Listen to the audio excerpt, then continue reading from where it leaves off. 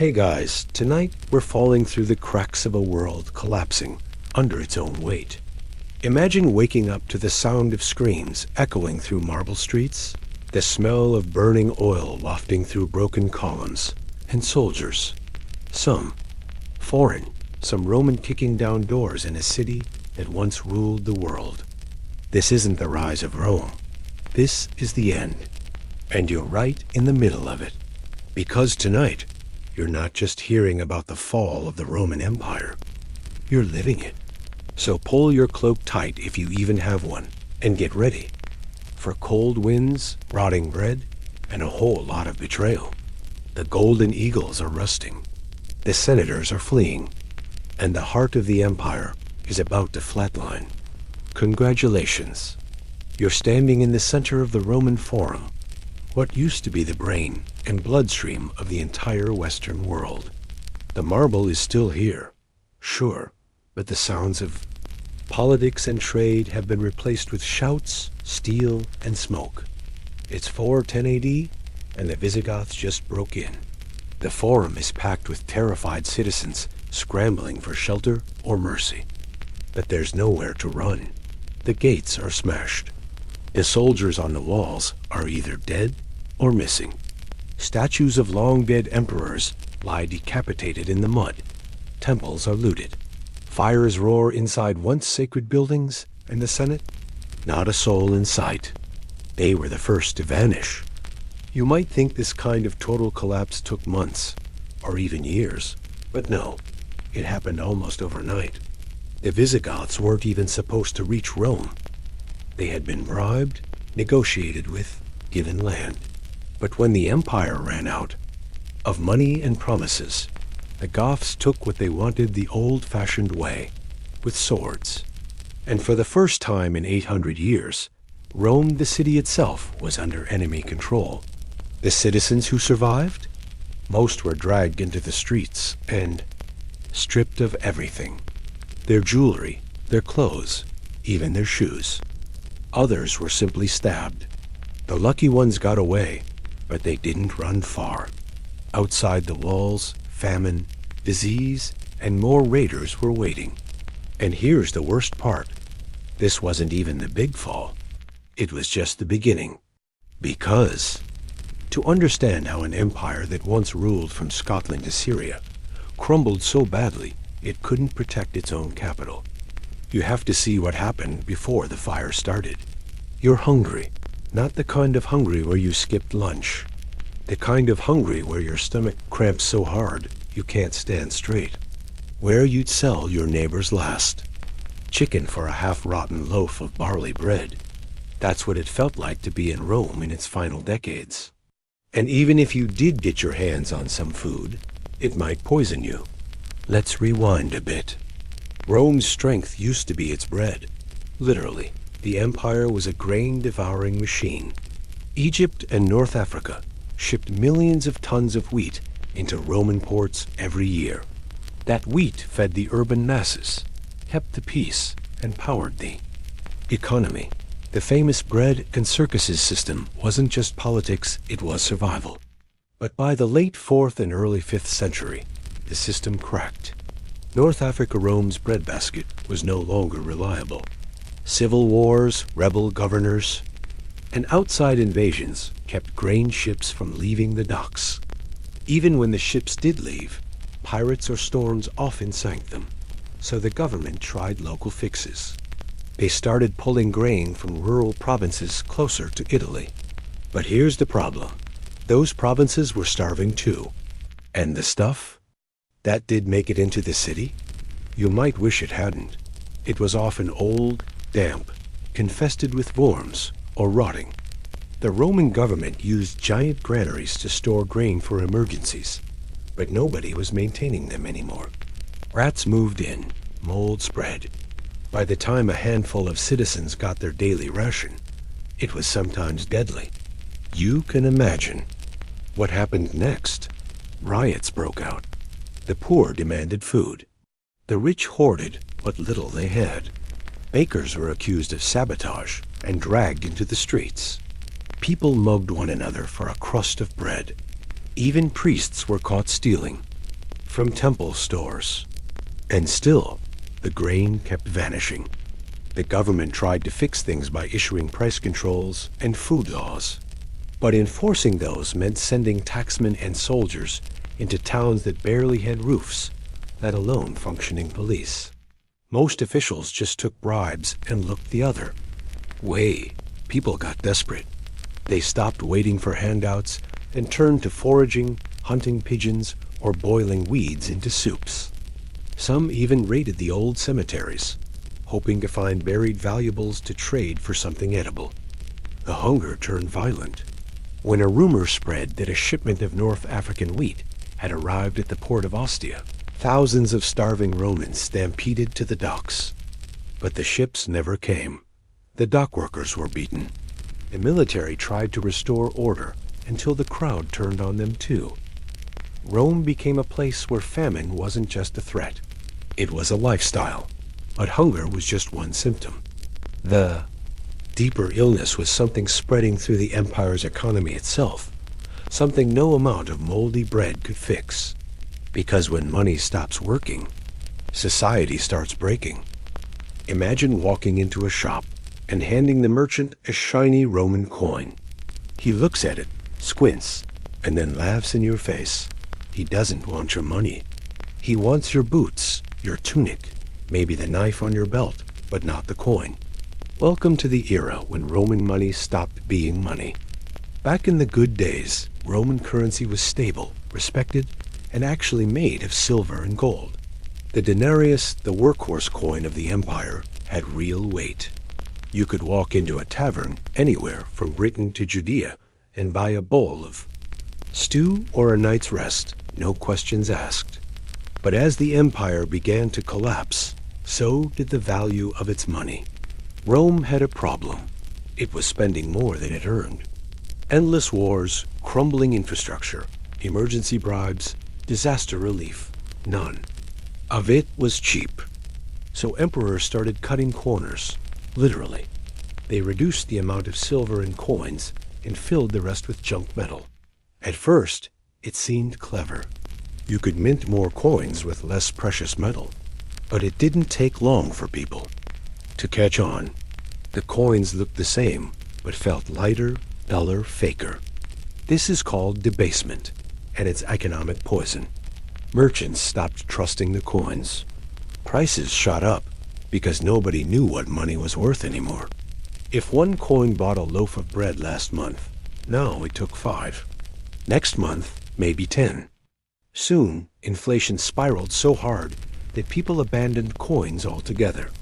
The empire tried to fix things by introducing new coin types. But every fix came with a catch. The new coins were even worse. By the time Emperor Diocletian came around, he had to issue an entire price edict, trying to freeze wages and cap prices. Did it work? Absolutely not. Prices kept rising. People hid their goods rather than sell at government prices. The black market exploded. Trade collapsed. A shoemaker in Gaul might no longer be able to get nails from Spain or leather from North Africa because nobody wanted to carry sacks of worthless coins across 1,000 dangerous miles. So Romans went backward. They started bartering. Chickens for wine, grain for cloth, a pig for repairs on your roof. This wasn't just in small villages. It was happening in major cities too. The empire that once built global trade routes was now a patchwork of local deals and desperate swaps. And if you were a poor farmer, the tax system still demanded coin. If you couldn't pay, because no one would give you coin for your goods, you were fined or had your land taken. Some peasants just gave up and walked away, abandoning their farms entirely. That meant even less food for the cities, which meant more riots, which meant more emergency spending, which meant even more worthless coins. A feedback loop from hell. But money wasn't the only thing falling apart. Even the most basic lifelines of city life, water, toilets, sewage, started breaking in ways it couldn't be ignored. Because when your aqueducts go dry, you find out very quickly just how luxurious hygiene used to be. You're thirsty. And worse, you're dirty. But the public fountains are bone dry. The aqueducts, those mighty stone rivers in the sky at once, carried fresh water for miles, are cracked, overgrown, and abandoned. You try one anyway, turning the spout like you used to. Nothing but a trickle of mud and slime. It wasn't always like this. Rome had the best plumbing in the ancient world. 9 major aqueducts fed the city with clean, cold water, pouring into fountains, bathhouses, and homes. Even poor Romans had access to running water, something people in medieval Europe wouldn't see again for centuries. But by the 5th century, the system was unraveling fast. Aqueducts require constant maintenance. Stonework cracks, moss spreads, and pipes clog. Rome used to have entire teams of state-funded engineers, inspectors, and slaves whose job it was to keep the water flowing. But when the empire's budget vanished and its bureaucrats fled, those teams went with them. Thieves stripped lead pipes from the walls. Vandals smashed water towers. And crucial bridges along aqueduct paths collapsed in storms or battles, never to be repaired. The Ostrogoths, one of the many groups who came crashing through Italy, cut off the water entirely when they laid siege to Rome in 537 AD. Not just once, but strategically. They targeted the aqueducts. Why fight an army when you can just let a city die of thirst?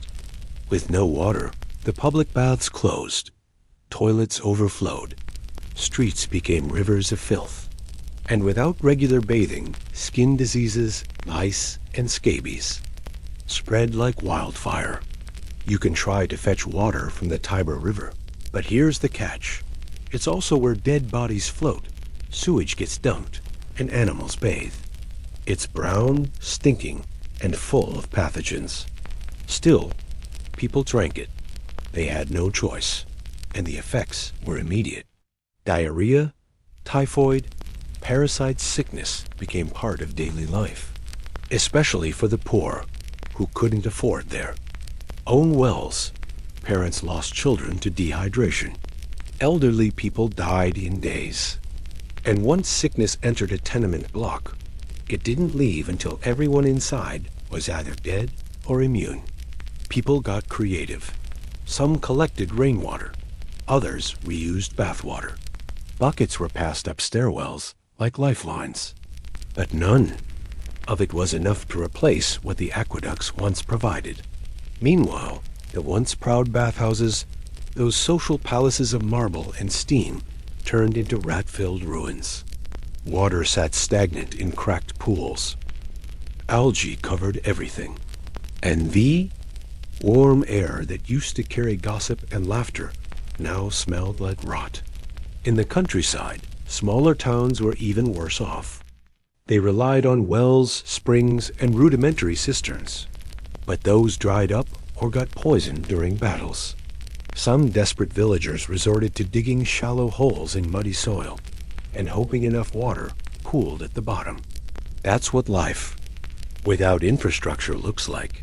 Rome's greatest gift to the world, its engineering, was rotting in front of everyone, and nobody could stop it. But as things decayed from the inside, another threat crept closer from the outside. They weren't ghosts or monsters. They were humans armed, hungry, and ready to take everything. They were the barbarians. They didn't wear horned helmets. They didn't howl like wolves under the moon. And they weren't monsters, at least not at first. The Romans called them parparia, word that meant those who speak nonsense. But the people outside the empire's borders weren't just mumbling savages. They were organized, armed, watching, and hungry. And now, they were coming in. It started with pressure.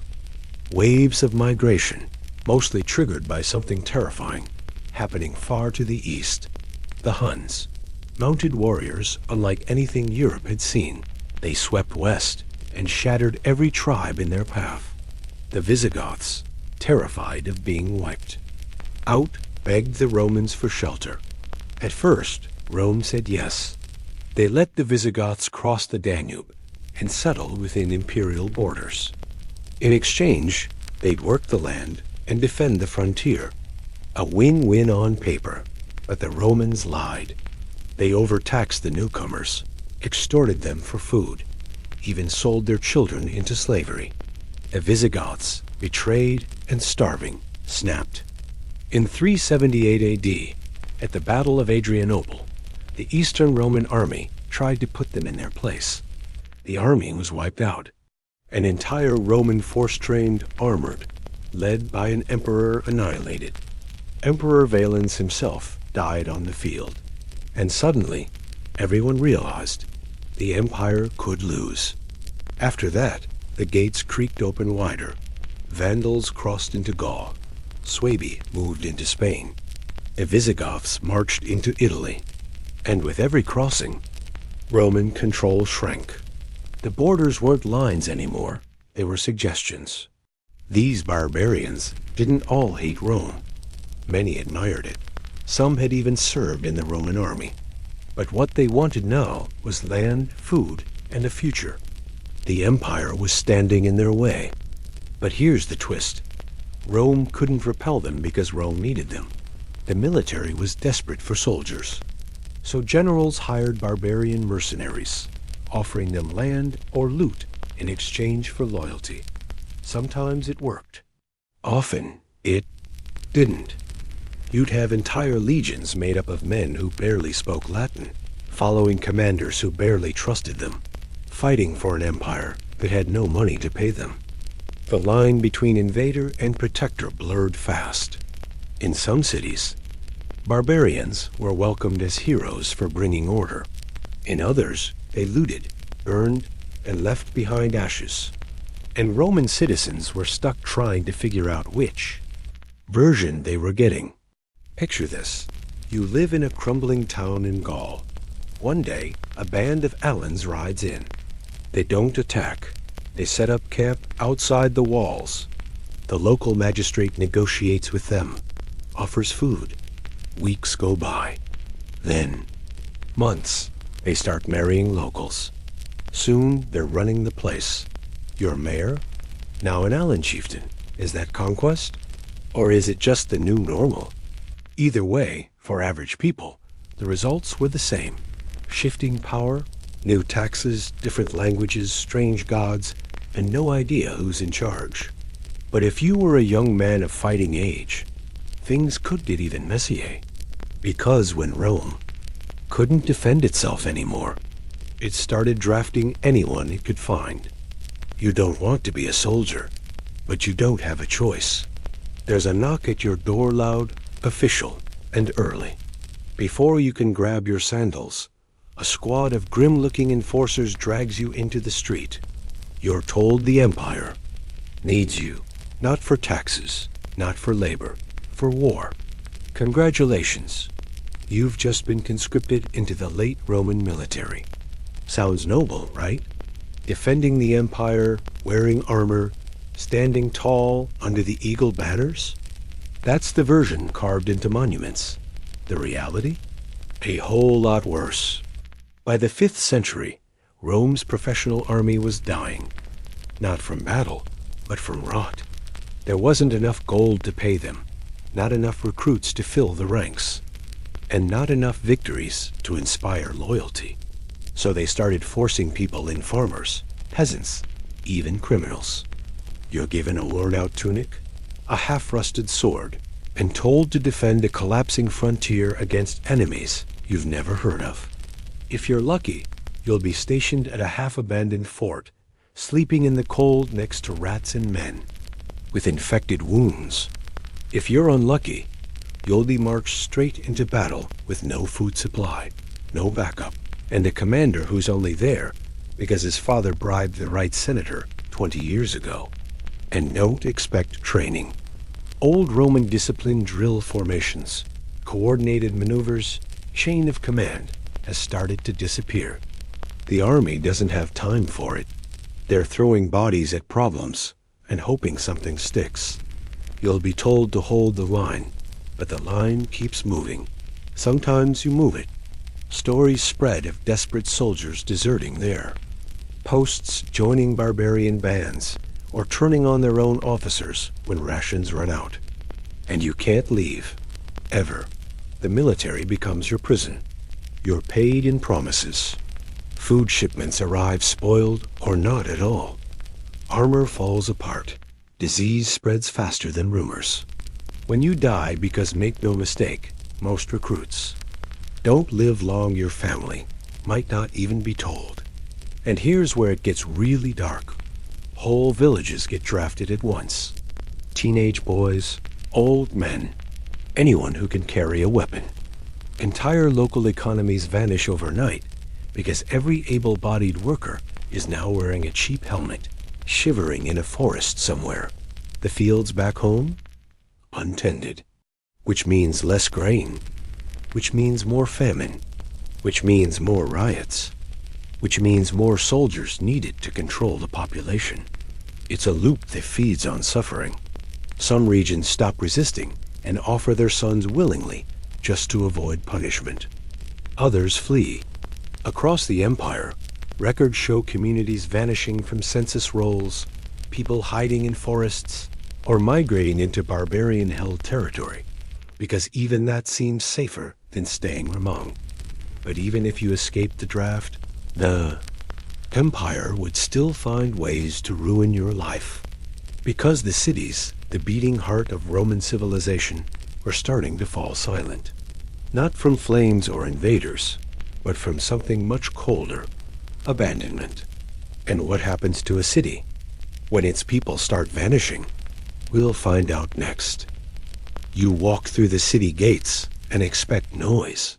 The clang of hammers, the clatter of carts, the shouts of merchants haggling over olives and wine.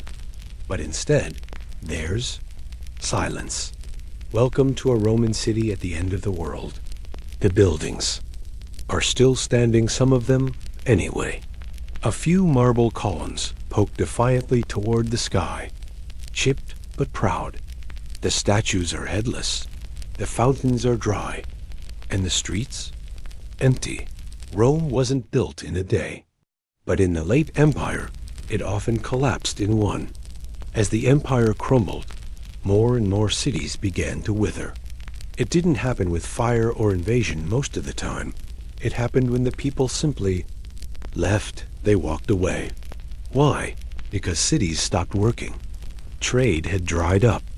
Roads were dangerous or useless. Markets no longer had anything to sell. If you were a craftsman, your clients were broke.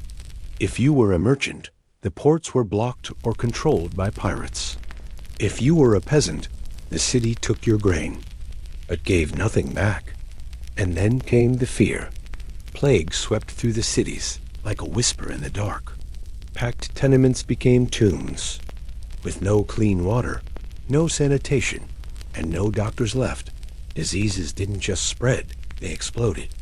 People began to associate cities with death, so they ran. Where did they go? The countryside, the hills, small villages. Anywhere that felt safer, cleaner, quieter.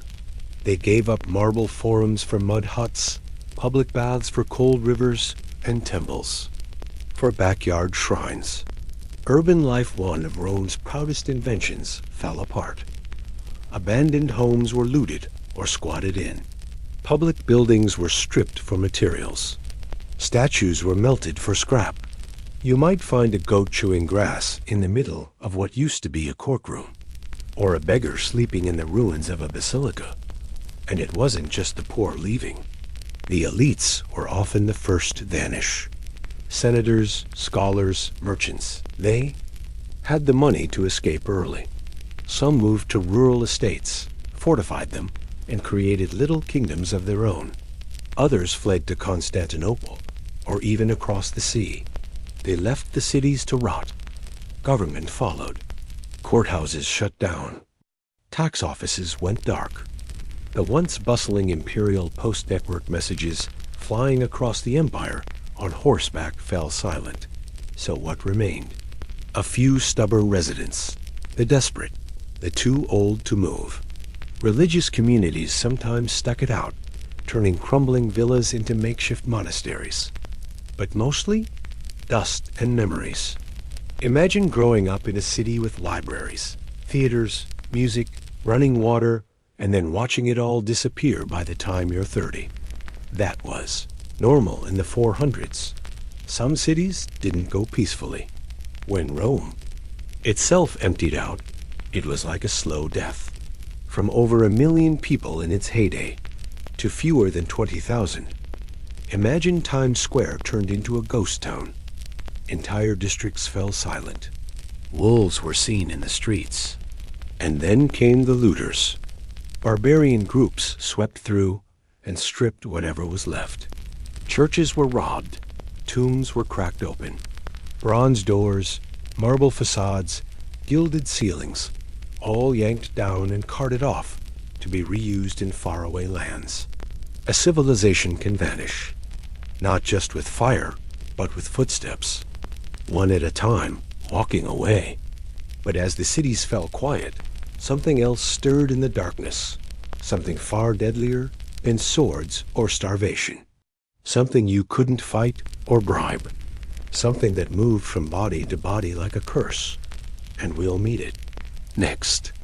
You wake up sweating, not from the heat, there isn't any.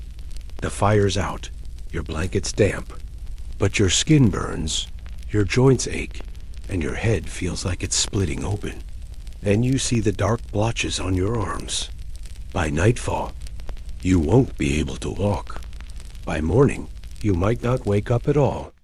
Welcome to the real reaper of the Roman Empire. Plague. Forget the Visigoths. Forget the Vandals. The deadliest invader didn't wear armor. It floated through the air, lurked in the water, clung to fleas, and bloomed inside lungs. There wasn't just one plague, either. The most infamous was the plague of Cyprian in the 3rd century, which lasted almost 20 years. Eyewitnesses said people bled from the eyes. Others described bodies piling up so fast that carts couldn't clear them fast enough. Whole towns emptied. Farmers dropped dead in their fields. Roman soldiers couldn't find anyone to conscript. And nobody knew what was happening. Doctors had vanished or were overwhelmed. Priests couldn't explain it. Some people blamed the Christians, others the pagans. Anyone who was still standing started pointing fingers, then running. Then came the Justinian plague, centuries later in the Eastern Empire. It killed as many as 5,000 people a day in Constantinople alone. Bodies floated in rivers. Streets were choked with corpses. Families locked themselves indoors and hoped the disease wouldn't find them. It always did. But even during the fall of the Western Empire, disease never left. It traveled with the armies, with the refugees, with the rats. Trade routes, collapsing though they were, still carried infected goods, and famine made it worse. A starving body is a weak body. When the aqueducts broke and clean water vanished, dysentery and typhoid exploded. When cities crumbled and people huddled in tight quarters, tuberculosis thrived. When medicine gave up, superstition took over. People smeared ash on their skin, drank urine, or prayed to forgotten gods. Nothing helped. You might think being rich would protect you. It didn't. Plague didn't care about villas or silk tunics. In fact, the rich were often hit harder because they could afford to travel. And every journey spread the sickness further. You couldn't fight it. You couldn't reason with it. You couldn't even see it. And when someone died, their body wasn't always buried. There weren't enough diggers. Corpses were dumped into rivers or tossed outside the walls. Animals got to them. So did scavengers. The smell clung to everything. Imagine living with that scent in your nose. Rot, sweat, fear, smoke. It became the air of the empire's final years. And for those who survived, they lived with guilt.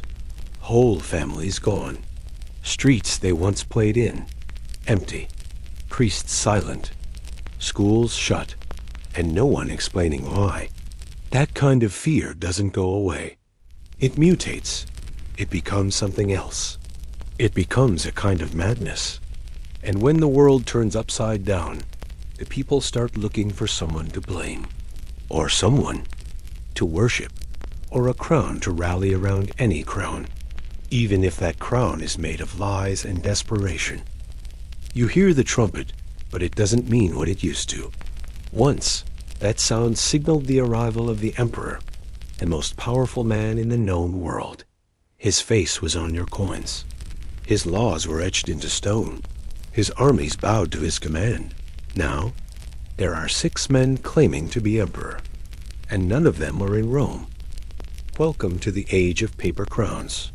The title of Caesar once meant something. Julius, Augustus, Trajan, titans of history. But by the 4th and 5th centuries, it was just a costume passed between desperate generals, bribed senators, and foreign warlords with a flair for Latin. The real emperor? Depends on who you ask. The empire had been split first into East and West, then into even smaller chunks. One guy rules in Ravenna, another from Milan, a third hides in Gaul, and the Eastern emperor ruling from Constantinople watches all. Of this, like a rich uncle judging a family brawl. Rome itself hasn't housed an emperor in years. The last ones who tried either fled, were assassinated, or wound up as pawns in someone else's power game. The city that built the empire is now just a prize, or worse, a liability. It gets worse. Some emperors were little more than teenagers. Others were puppets propped up by warlords. You'd have a new ruler every few years or months. One got strangled in his bed. Another was stoned to death by his own troops. Some weren't even Roman. They were Germanic leaders draped in Roman robes, playing empire for prestige. You never knew who was really in charge. Imagine paying taxes to a guy whose face you've never seen, who might be dead already, and who just lost 3 provinces last week. The army doesn't know who to follow. Governors make their own laws. And the people? They stop caring. Civic pride, once the heartbeat of Roman identity, turns to apathy. You might still go through the motions. Salute a passing official. Cheer when a new emperor enters town. But inside, you've already given up. What's the point of allegiance when allegiance shifts with the wind? The imperial bureaucracy, once a well-oiled machine, becomes a joke. One region might still enforce Roman law. The next, barbarian customs. A third, total anarchy. And somewhere in the middle is you, trying to raise a family, pay taxes, and not get stabbed in the street. This vacuum of power invites every kind of opportunist. Warlords set up local courts. Bishops start acting like governors. Private militias fill the streets. You wake up one morning and realize your city isn't part of Rome anymore. It's part of someone else's kingdom. But no one told you. The empire wasn't conquered in a single moment. It eroded. The center hollowed out until the crown had no head to sit on. And as the emperors faded into irrelevance, something even more dramatic took root. A social shift so massive, it rewired what it meant to be Roman. One where the line between citizen and slave vanished. You were born free. That used to mean something. A Roman citizen had rights. The right to own land, vote in theory, and be protected under Roman law. You weren't a slave. You weren't a barbarian. You were civilized. But now, you work the land for someone else. You can't leave without permission. You're taxed so heavily, you might as well be paying in blood. And the man who owns your village has more say over your life than the emperor ever did. Somehow, you've become a serf. And this is how it happened. As the empire fell apart, cities died and armies crumbled, but the farms still mattered. Rome might not control Gaul or Britain anymore, but it still needed grain. It still needed wool, wine, and oil. The countryside became the backbone of a dying empire. But farming in the late empire wasn't a peaceful life. You didn't own your land. You leased it from a wealthy landlord, usually a senator, general, or church official. They lived in villas, surrounded by guards. You lived in a mud house and broke your back to meet impossible quotas. At first, this was a choice. But as times got tougher, it became a trap. If you couldn't pay your taxes, the government took your land. If your crops failed, you borrowed from your landlord and fell into debt. If you ran away, you were hunted down and dragged back. By the 5th century, Roman law began binding peasants to the land. Literally, you weren't a slave. But you weren't free either. You were a colonus, a tenant farmer with no escape. And the line between colonus and slave blurred fast. You couldn't leave. You couldn't sue your landlord. You couldn't refuse work. Your children inherited your status. Sound? Familiar? This wasn't the Middle Ages yet, but it was the mold from which medieval feudalism would grow. The Roman dream had always been urban, mobile, ambitious. A world where a soldier could become a senator, where a clever merchant could retire in a villa. But that dream had died. The empire now wanted stability at all costs, and that meant locking people in place. The irony? This system worked. It brought food to cities. It kept the countryside quiet. It slowed down the bleeding, but it crushed any hope of upward movement. A Roman citizen in 100 AD might dream of philosophy, politics, or conquest. A Roman citizen in 450 AD dreamed of not starving next winter. And here's the cruel twist. The rich got richer. The great landowners became more powerful than governors. They had private guards, their own courts, even their own prisons. Some even minted their own coins. Entire regions of the empire became private kingdoms in all but name. And in this world of shrinking freedom, one profession stood out as especially cursed. One job so thankless, so hated, so dangerous. Even the desperate avoided it. You were better off starving than becoming a tax collector. And next, you'll find out why. You knock on the door, clutching your tally sheets, trying to look confident.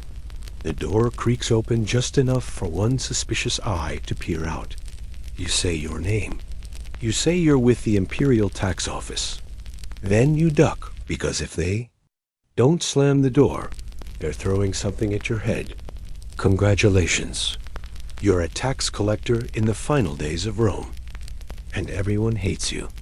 Once, being part of the imperial bureaucracy was a prestigious path.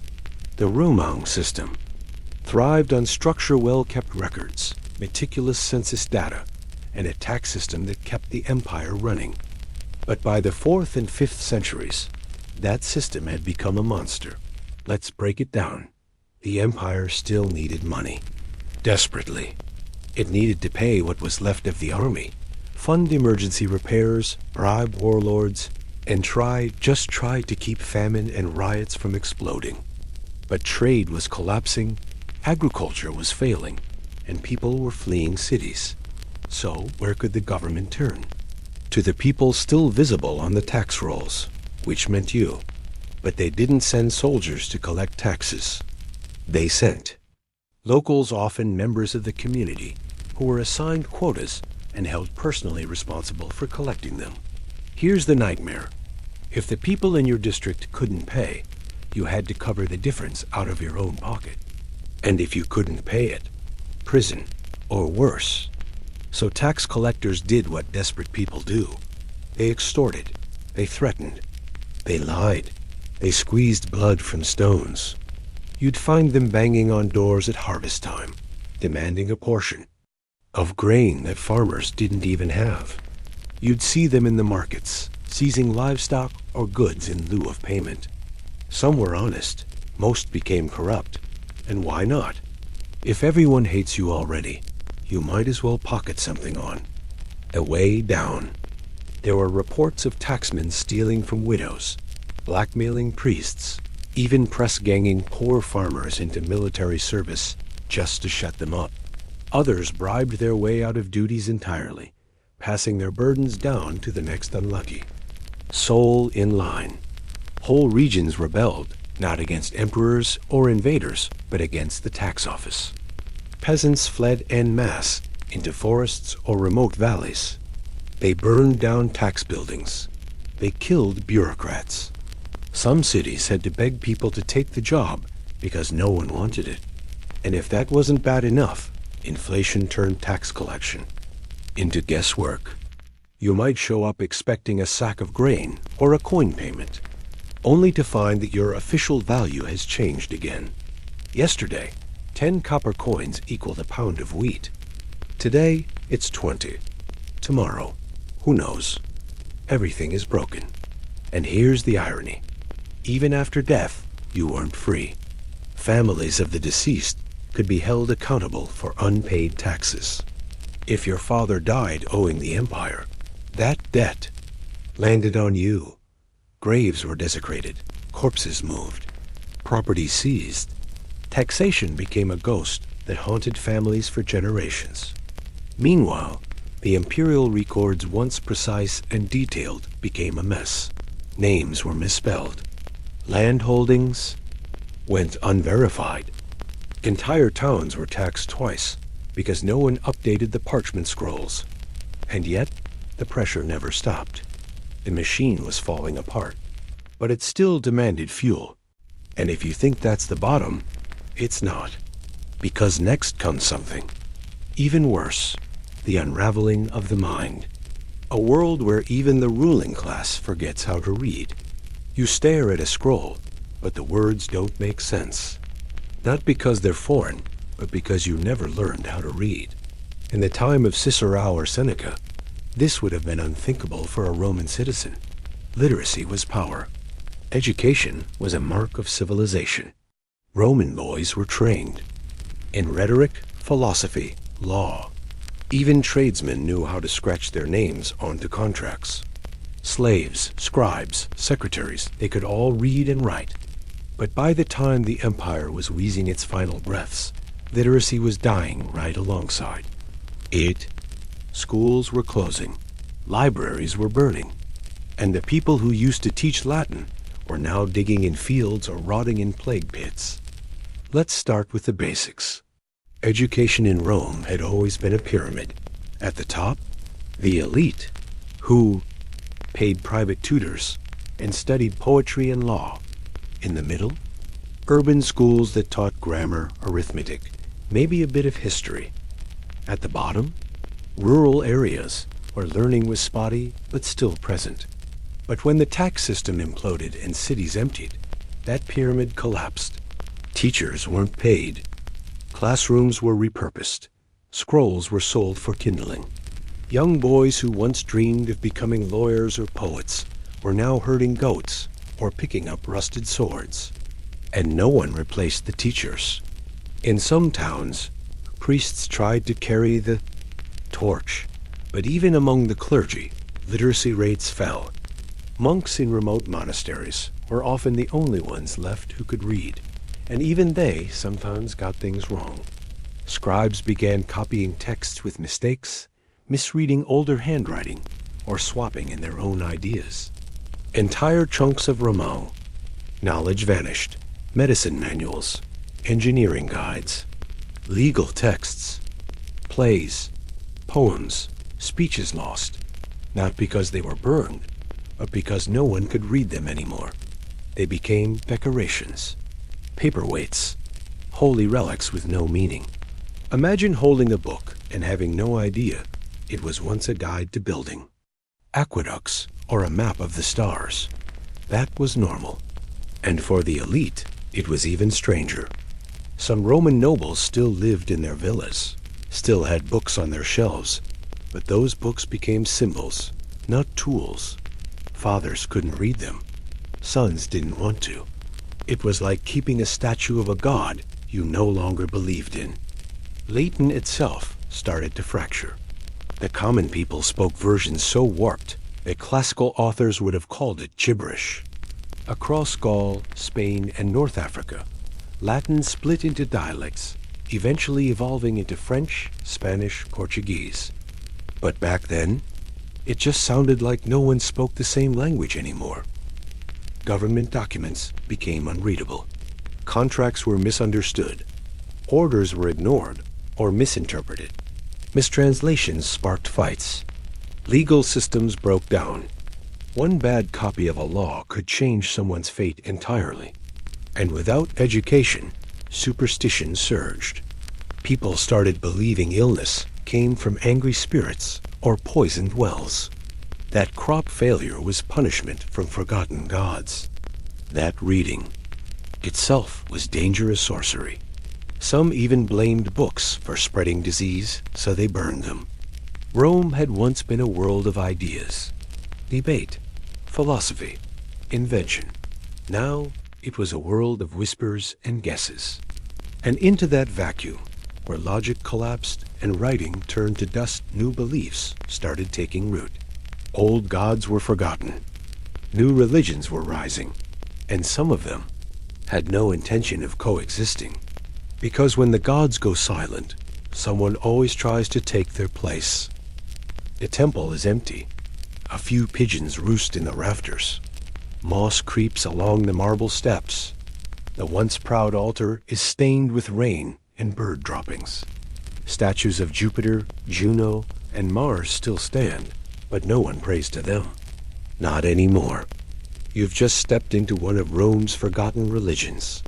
For centuries, the Roman Empire was a festival of gods. The official pantheon had hundreds each with their own rituals, holidays, and temples. From the mighty Jupiter Optimus Maximus to obscure household spirits, religion wasn't just part of life, it was life. Politics, war, farming, it all had divine guidance. But by the 5th century, the temples are silent. Why? Because Christianity isn't just on the rise, it's taken over. At first, it was just another fringe sect. Then it became a tolerated religion. Then an official religion. And then, under emperors like Theodosius I, it became the only religion that mattered. All others? Outlawed. Pagan temples were shut down. Their treasures, golden bowls, sacred scrolls, ivory statues were confiscated or destroyed. Some temples were converted into churches. Others were looted and left to rot. You might think the transition was peaceful. It wasn't. In some places, mobs of Christian zealots stormed temples, smashing icons and burning altars. Priests of the old gods were attacked or driven into hiding. Sacred groves were chopped down. Shrines were desecrated. And in cities, like Alexandria, violence between pagans and Christians left blood in the streets. This wasn't just a religious shift. It was a total rewiring of Roman identity. Old rituals lighting incense for the emperor, honoring household gods, celebrating Saturnalia, were now branded as heresy. Refusing to convert could cost you your job, your property, even your life. People adapted in strange ways. Some pagans pretended to convert, practicing their old faith in secret. Others blended gods, praying to saints with oddly familiar traits. Jupiter turned into St. Peter. Diana became the Virgin Mary. It wasn't official doctrine, but it helped people cope. And Christianity itself wasn't monolithic. By the late Empire, it had splintered into sects. Arians, Donatists, Nicene Christians, Gnostics. They argued over everything: Christ's nature, the date of Easter, the proper number of candles. These debates turned violent. Bishops clashed. Councils were called. Heretics were banished or burned. You didn't just pick a faith, you picked a side. And power came with belief. The church wasn't just spiritual, it was political. Bishops held more sway than governors. Popes negotiated with kings. Monasteries owned land. Church courts settled disputes once handled by Roman law. In many cities, the church became the state. For ordinary people, This brought a strange mix of comfort and fear. The Christian God promised salvation, but also eternal punishment. Saints could heal your crops or strike you down. Relics were treasured. Crosses were painted over old murals. Hymns replaced festival songs. But this shift came with cultural amnesia. The philosophies of Plato and Aristotle gathered dust. The civic pride of the Republic faded. Public debates, theater, satire all withered. In their place came sermons, silence, submission. And where the gods once reigned, now came judgment. Eternal, absolute, and inescapable. But faith alone didn't keep the streets safe. Because while the temples fell and churches rose, something else crept in to take advantage of the chaos, something lawless, violent, and hungry. And it didn't wear robes or quote scripture. It wore a knife. You turn a corner and stop dead. The street is blocked, not by soldiers, but by a group of ragged men with clubs, broken swords, and wild eyes. They don't wear uniforms. They don't answer to Rome, but they run this neighborhood now. This is not a rebellion. It's not even a war. It's what happens when law breaks down and no one steps in to replace it. Welcome to gang rule in the shadow of the Colosseum. In the golden age of Rome, the city was a marvel of organization. Magistrates, lictors, guards, and an entire system of legal procedures kept things running. Even the poorest Roman had recourse to a court, a judge, a system. But as the empire buckled, that structure buckled with it. First, the police vanished. Urban cohorts, Rome's version of city cops, went unpaid or pulled into the army. Then the courts closed. Judges fled or were killed. Legal scrolls were lost or ignored. Prisons emptied. Into that vacuum stepped anyone with muscle and ambition. Street gangs took over districts. Some started as vigilantes' neighbors, trying to protect their streets. But they quickly grew bold. They started shaking down markets, controlling grain, shipments, and demanding fees for protection. If you didn't pay, your shop mysteriously burned down. Others were old military veterans. Disillusioned and broke, they turned their skills to looting. They had swords, armor, and no loyalty left. Some of them even wore fragments of their old uniforms, just enough to confuse people into thinking they were still legit. Then there were cults. Yes, actual cults. In a world of fear, famine, and plague, people clung to strange beliefs. Groups formed around miracle workers, self-proclaimed prophets, or underground gods. Some stayed peaceful. Others turned violent. There were reports of human sacrifices in abandoned temples, secret fires on pagan altars, and nighttime processions that ended in blood. Rome was no longer a city of laws. It was a collection of fiefdoms. Even the church wasn't immune. Bishops sometimes used hired muscle to enforce their rule. Some clergy offered sanctuary to criminals. Others tried to mediate between gangs. In a few cases, they became the gang leaders. And who could stop them? The empire, too far away. The emperor, powerless. The city guard, gone. Even the people had given up on the idea of justice. They just wanted to survive. You stayed inside. After dark. You barred your door. You didn't speak out. If you saw something, you looked the other way. Because nobody wanted to end up like the butcher on 3rd Street, or the baker near the baths, or the tax collector whose body was found floating in a cistern. Crime wasn't just a nuisance. It was the new economy. If you couldn't trade in coins, you traded in favors, secrets, or fear.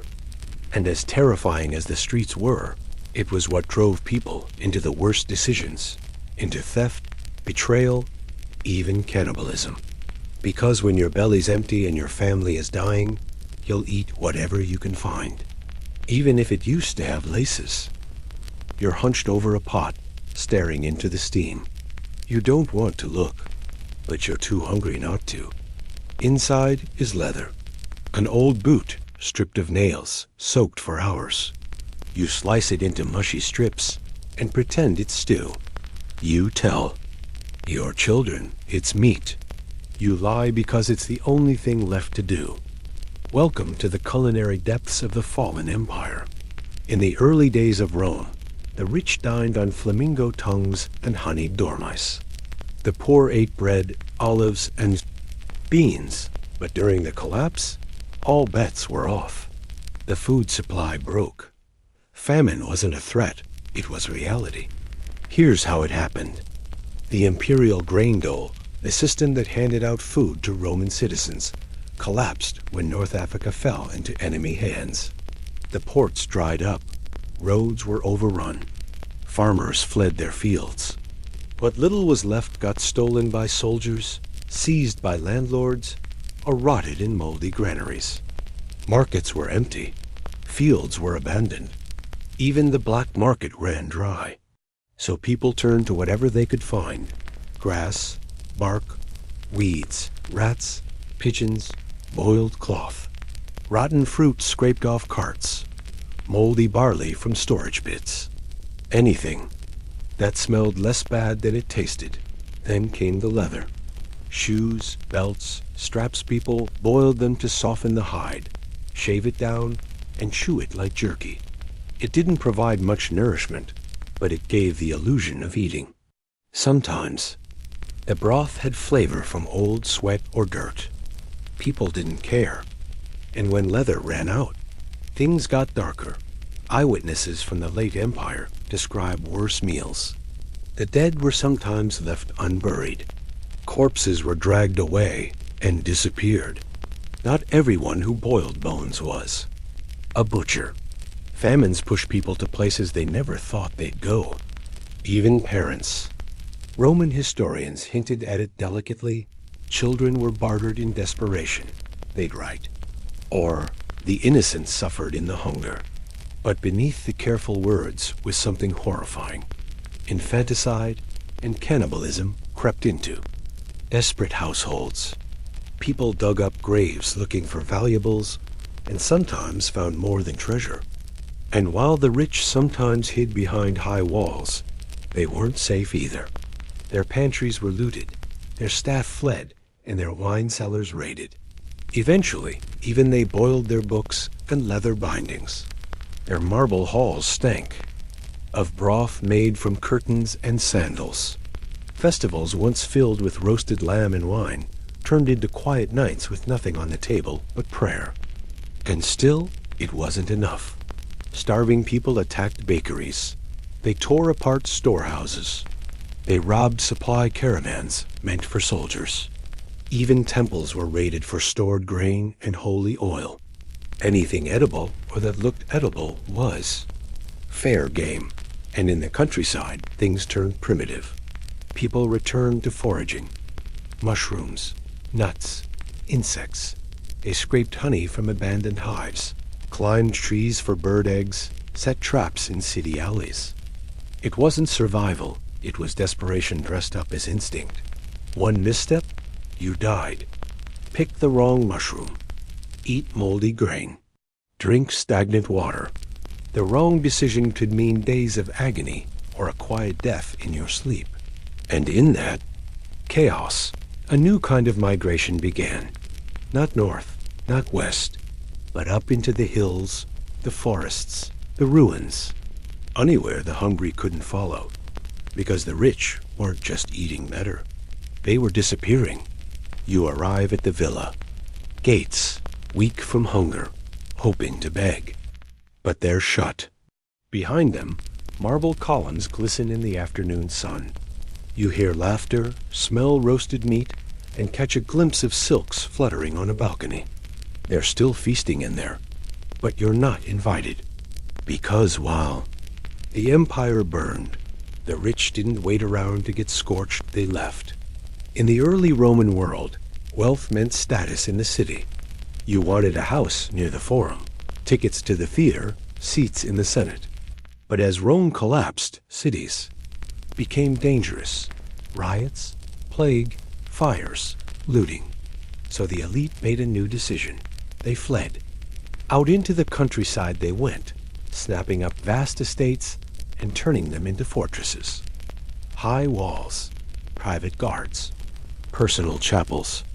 Villas that used to be summer homes became permanent redoubts.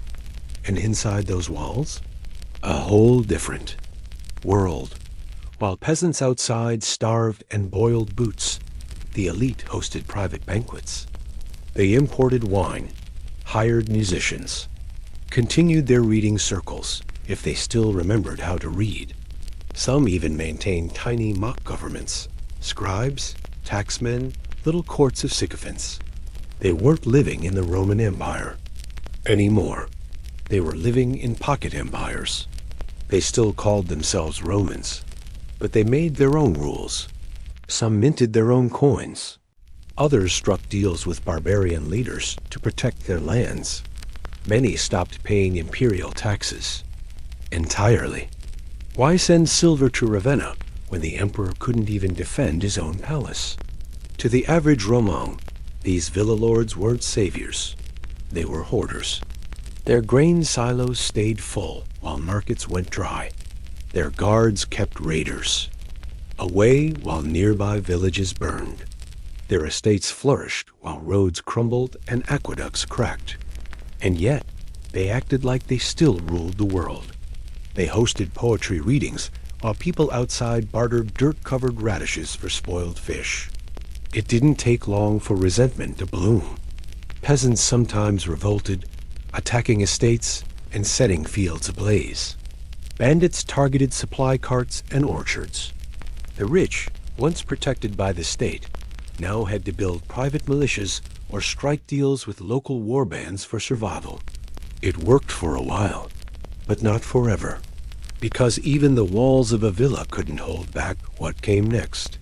In 455, the Vandals crossed the sea and marched on Rome itself. The city had already been weakened by famine, plague, and corruption. What the Visigoths had begun in 410, the Vandals finished with horrifying flair.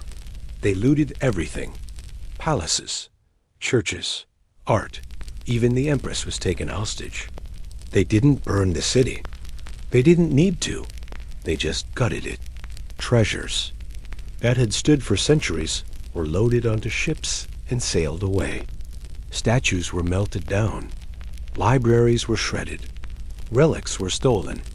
The heart of Rome was cut out quietly, efficiently. And the people left behind? They watched the last scraps of Roman grandeur float out to sea. This wasn't a battle. It wasn't even an invasion. It was a final humiliation. But the worst part?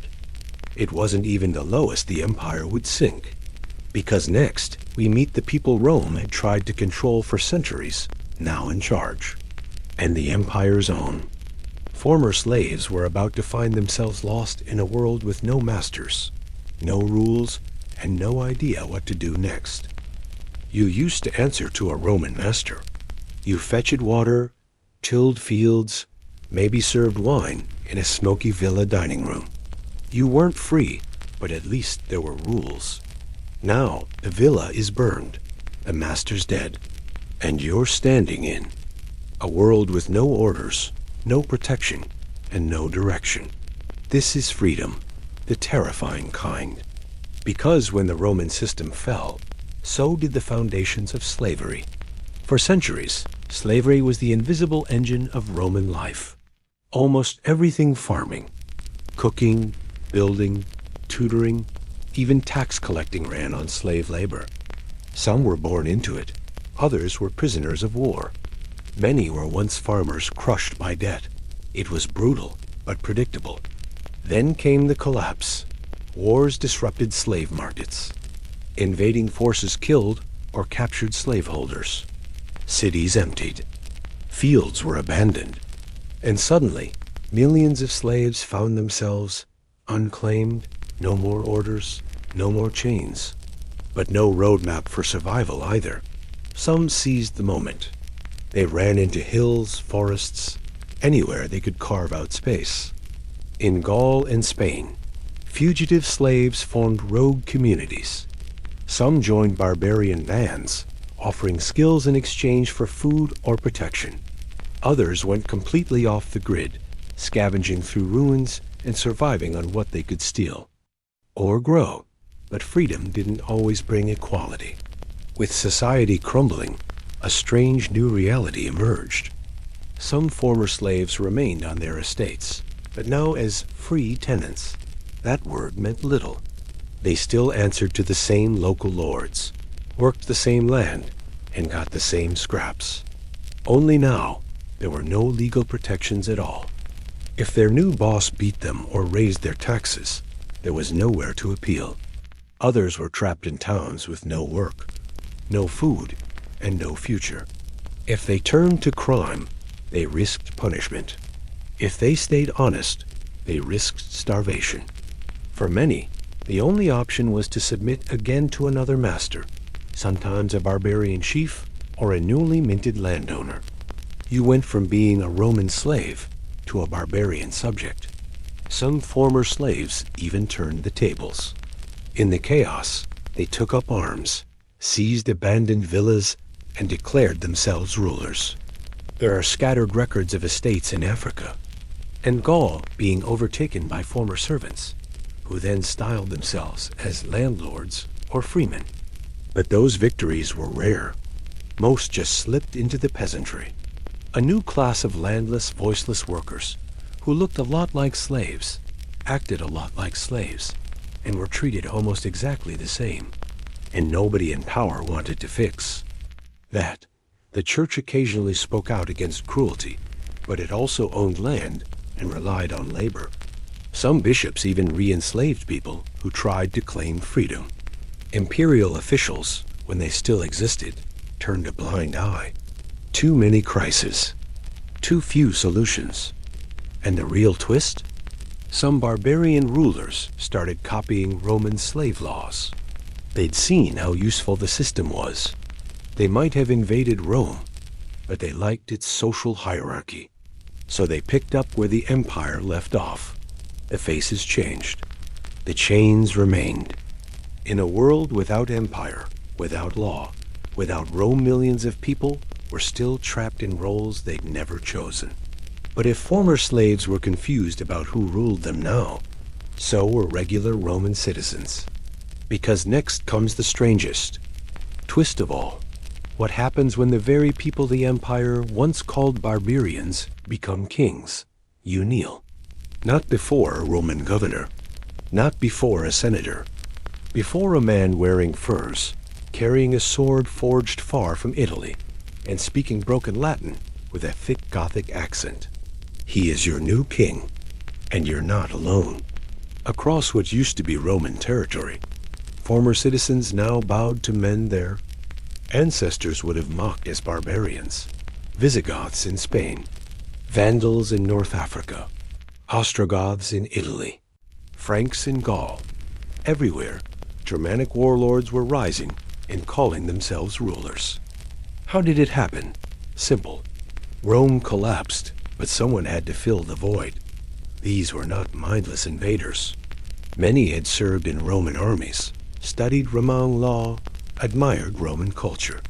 When they took over, they didn't try to erase Rome, they tried to wear it. They dressed in togas. They minted coins with Roman symbols. They signed edicts in Latin. They styled themselves as Rex King, but spoke reverently of Caesar. The irony? Roman citizens often welcomed them, not because they loved foreign rule, but because it worked. A Gothic king might collect taxes more fairly than the last Roman bureaucrat. A Vandal governor might actually repair roads or protect trade routes. In a world choking on chaos, anyone with a sword and a sense of order was better than nothing. But this came with trade-offs. Barbarian kings had different laws. Property rights shifted. Inheritance rules changed. Women's roles fluctuated wildly between tribes. Religious tension simmered, especially when Arian Christians ruled over Nicene Christian populations. Language became a battlefield. Latin still reigned in the courts, but the streets were filled with new tongues. Germanic names crept into birth records. Old Roman words faded, mispronounced, or forgotten entirely. Your son might still be a Roman citizen on paper, but he'd grow up under Gothic rule, speak Gothic idioms, and marry into a Gothic clan. You didn't rebel. You adapted. Roman law merged with tribal codes. Roman festivals were folded into local traditions. Latin prayers were whispered alongside pagan charms. The world didn't end, it just changed shape. And what about the empire? Technically, it still existed. In the East, the Byzantine emperors claimed all of Rome's legacy. But in the West, it was gone. When Romulus Augustulus, the last Western emperor, was deposed in 476 AD, no one marched in protest. No wars were waged in his name. No cities mourned. The seat of power had already shifted. What mattered now was survival. Some barbarians ruled gently. Theodoric the Great, an Ostrogoth, kept Roman traditions alive in Italy, hiring Roman administrators and preserving Senate rituals. Others ruled brutally looting churches, torching cities, and silencing dissent. But either way, the empire was done.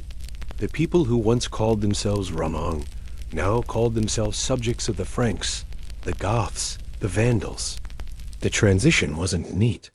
It wasn't clean. But it happened.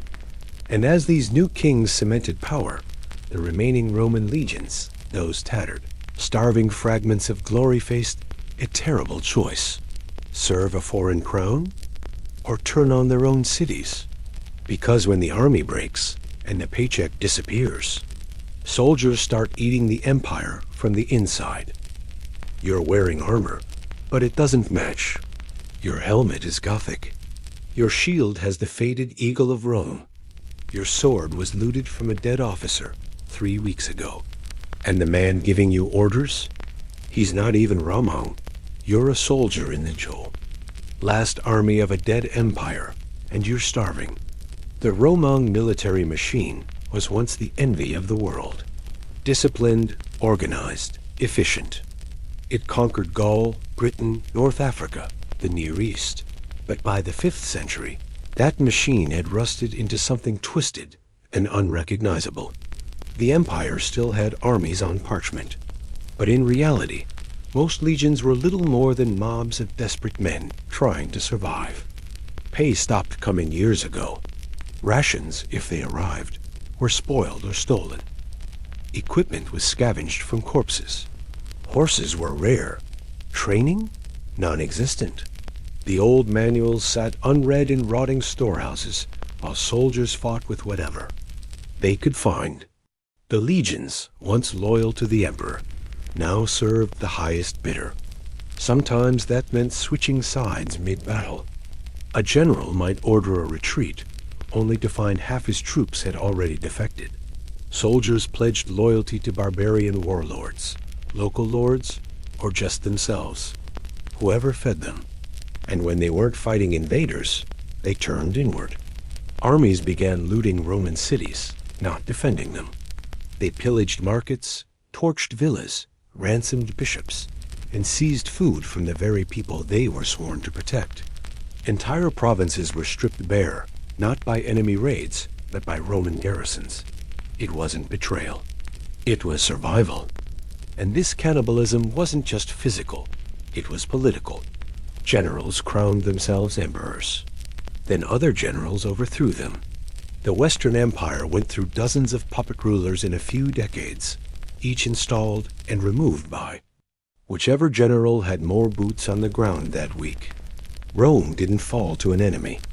It was slowly devoured by its own protectors. Imagine being a civilian caught in the middle. You flee the Vandals, only to be robbed by Roman deserters. You hide in a church, only to be shaken down by your own garrison. You appeal to a local commander, and he sells your son into slavery to pay his men. In Gaul, one general declared his own mini-empire. In Britain, Roman troops abandoned the island entirely, leaving locals to fend for themselves. In North Africa, another military leader switched sides and invited the Vandals in. No loyalty, no honor, just constant rotating desperation. And morale? Non-existent. Soldiers drank, they mutinied, they murdered their officers. One group even nailed a general to his own desk. Another stoned their emperor in the street. These weren't disciplined legions. They were armed ghosts haunting the ruins of what Rome used to be. And into this chaos walked a strange irony. Some of the best soldiers were former barbarians. Goths, Huns, Franks. They fought for Rome not out of patriotism, but because it paid better than raiding. Until, of course, it stopped paying. Then they left, or worse took what they were owed by force. The empire wasn't defended anymore. It was eaten alive. And as the soldiers faded into bandits and mercenaries, the very bones of Rome began to crumble. The roads, the bridges, they lifelines of civilization. Because next comes the final quiet catastrophe, the day the road ends and the world shrinks to the size of your village. You stand at a crossroads, but there's no signpost. The road ahead vanishes into weeds. The stone is cracked, scattered with animal droppings, and barely wide enough for a cart. There's no one coming, no traders, no patrols, no messengers. You are alone. And the empire's roads are gone. Rome's roads were legendary. They stitched together the entire empire, from the windswept cliffs of Britannia to the sun-baked deserts of Syria. Stone by stone, mile by mile, they carried legions, taxes, letters, and dreams. All roads lead to Rome. It wasn't a saying, it was a fact. Until they didn't. Because as the empire collapsed, the roads died with it. At first, it was subtle. A missing paving stone, a broken bridge, a washed-out hill with no one around to fix it. Then came the bandits, then the landslides, then the silence. Road maintenance had always been a state job. Each province had engineers, inspectors, work crews. When funding dried up, so did the repairs. Without them, the roads became useless. People stopped using them. And once travel died, so did trade. Suddenly, your world got smaller. That famous amphora of olive oil from Carthage? Gone. The wine from Gaul? Stopped coming. Papyrus, spices, silk luxuries became myths. You drank local wine, chewed stale barley, wore itchy wool. If your village didn't make it, you didn't get it. Merchants gave up. Too dangerous. Too slow. Too little reward. You lived and died within 10 miles of where you were born. Even the imperial post system, Rome's crown jewel, collapsed. Couriers stopped arriving. Messages got lost or forged. The great machine of communication that once tied together an empire of 60 million people fell silent. A letter sent to Ravenna might arrive a year later, if at all. So people stopped writing. Local dialects replaced official Latin. Oral tradition took over. What you knew was what your neighbor told you. Rumors became news. Superstition became science. And without roads, without trade, and without movement, your village became your universe. It wasn't just physical. It was mental. The idea of empire faded. Maps were forgotten. Borders blurred. People spoke of Rome like a myth. A golden age, sure, but long gone. Like Atlantis and the cities. Without roads, they became islands, isolated, fragile, impossible to supply or defend. Some shrank to tiny towns. Others vanished altogether, their names remembered only in half-erased inscriptions and the fading memory of old men. In their place rose something smaller, stranger, a new kind of power, local, violent, sacred. Because when the roads crumble and the center vanishes, people stop looking outward. They look upward, to gods, to omens, to holy men who claim to speak for something greater, and sometimes to holy men who demand blood. You wake up to chanting, not the kind sung in Latin by robed monks. No, this is raw guttural, echoing through the trees. You peek out and see torches, figures in cloaks. They're carrying something, a wooden idol, a body. You shut the shutters. Welcome to the new spiritual landscape of post-Roman Europe. With Rome's collapse came a total religious rewire. Christianity had risen to dominance by the 5th century. Yes, but belief in the old gods didn't just vanish. And what filled the spiritual void wasn't always orderly or peaceful or even entirely Christian. This was an age of transition, of fusion, of fanaticism. Let's start with the pagans. Even after official bans, rural folk, the pagani, from which pagan comes continued their old rites. Seasonal festivals, nature spirits, offerings in sacred groves. They didn't have temples anymore, but they had trees, stones, wells. In remote villages, Jupiter never died. He just changed. Names and many Christians, they didn't like that. Missionaries marched into the countryside to smash idols and burn sacred woods. Some succeeded. Others were chased off or murdered. Tensions rose. Sometimes churches were built right on top of old pagan sites, not by accident. It was a spiritual takeover. Replace the statue of Diana with a statue of Mary.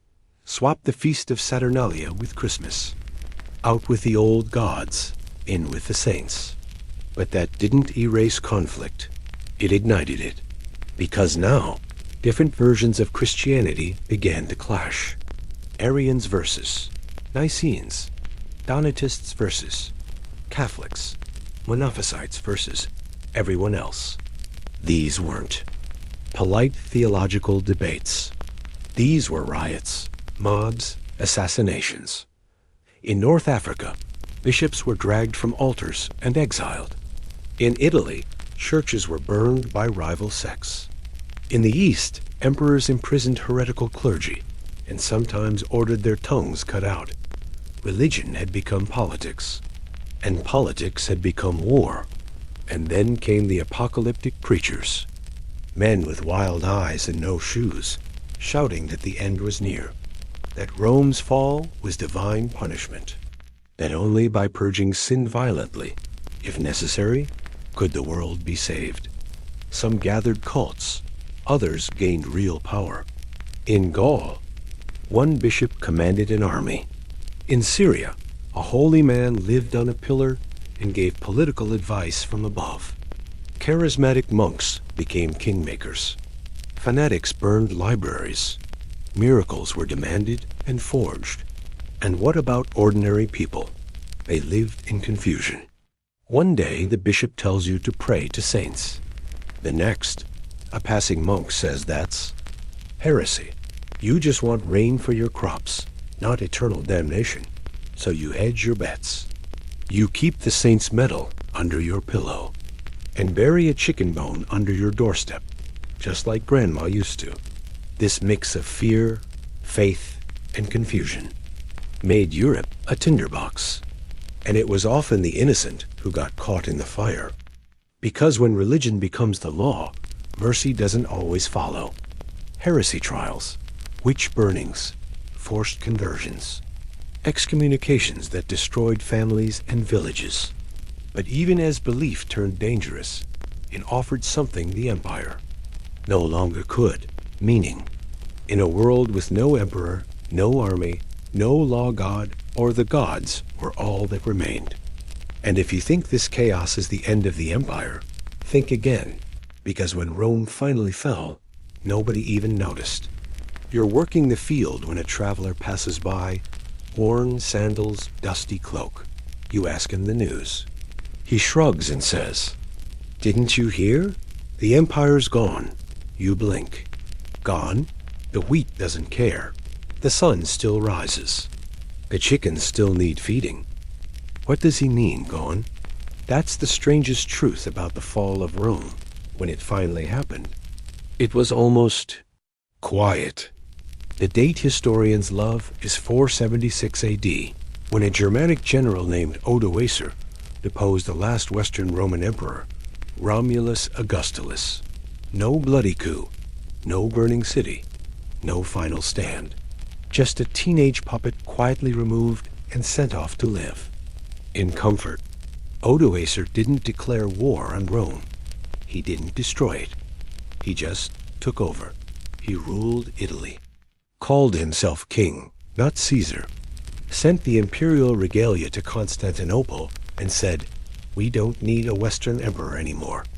And the Eastern emperor, over in Byzantium, basically replied, "Sure." That was it. No bells tolled. No mobs cried in the streets. No statues were toppled. Because the truth is, the empire had already been a hollow shell for decades. The real power was gone. The institutions, crumbling. The armies, mutinous. The cities, ghost towns. The fall didn't feel like a fall. It felt like something that had already happened.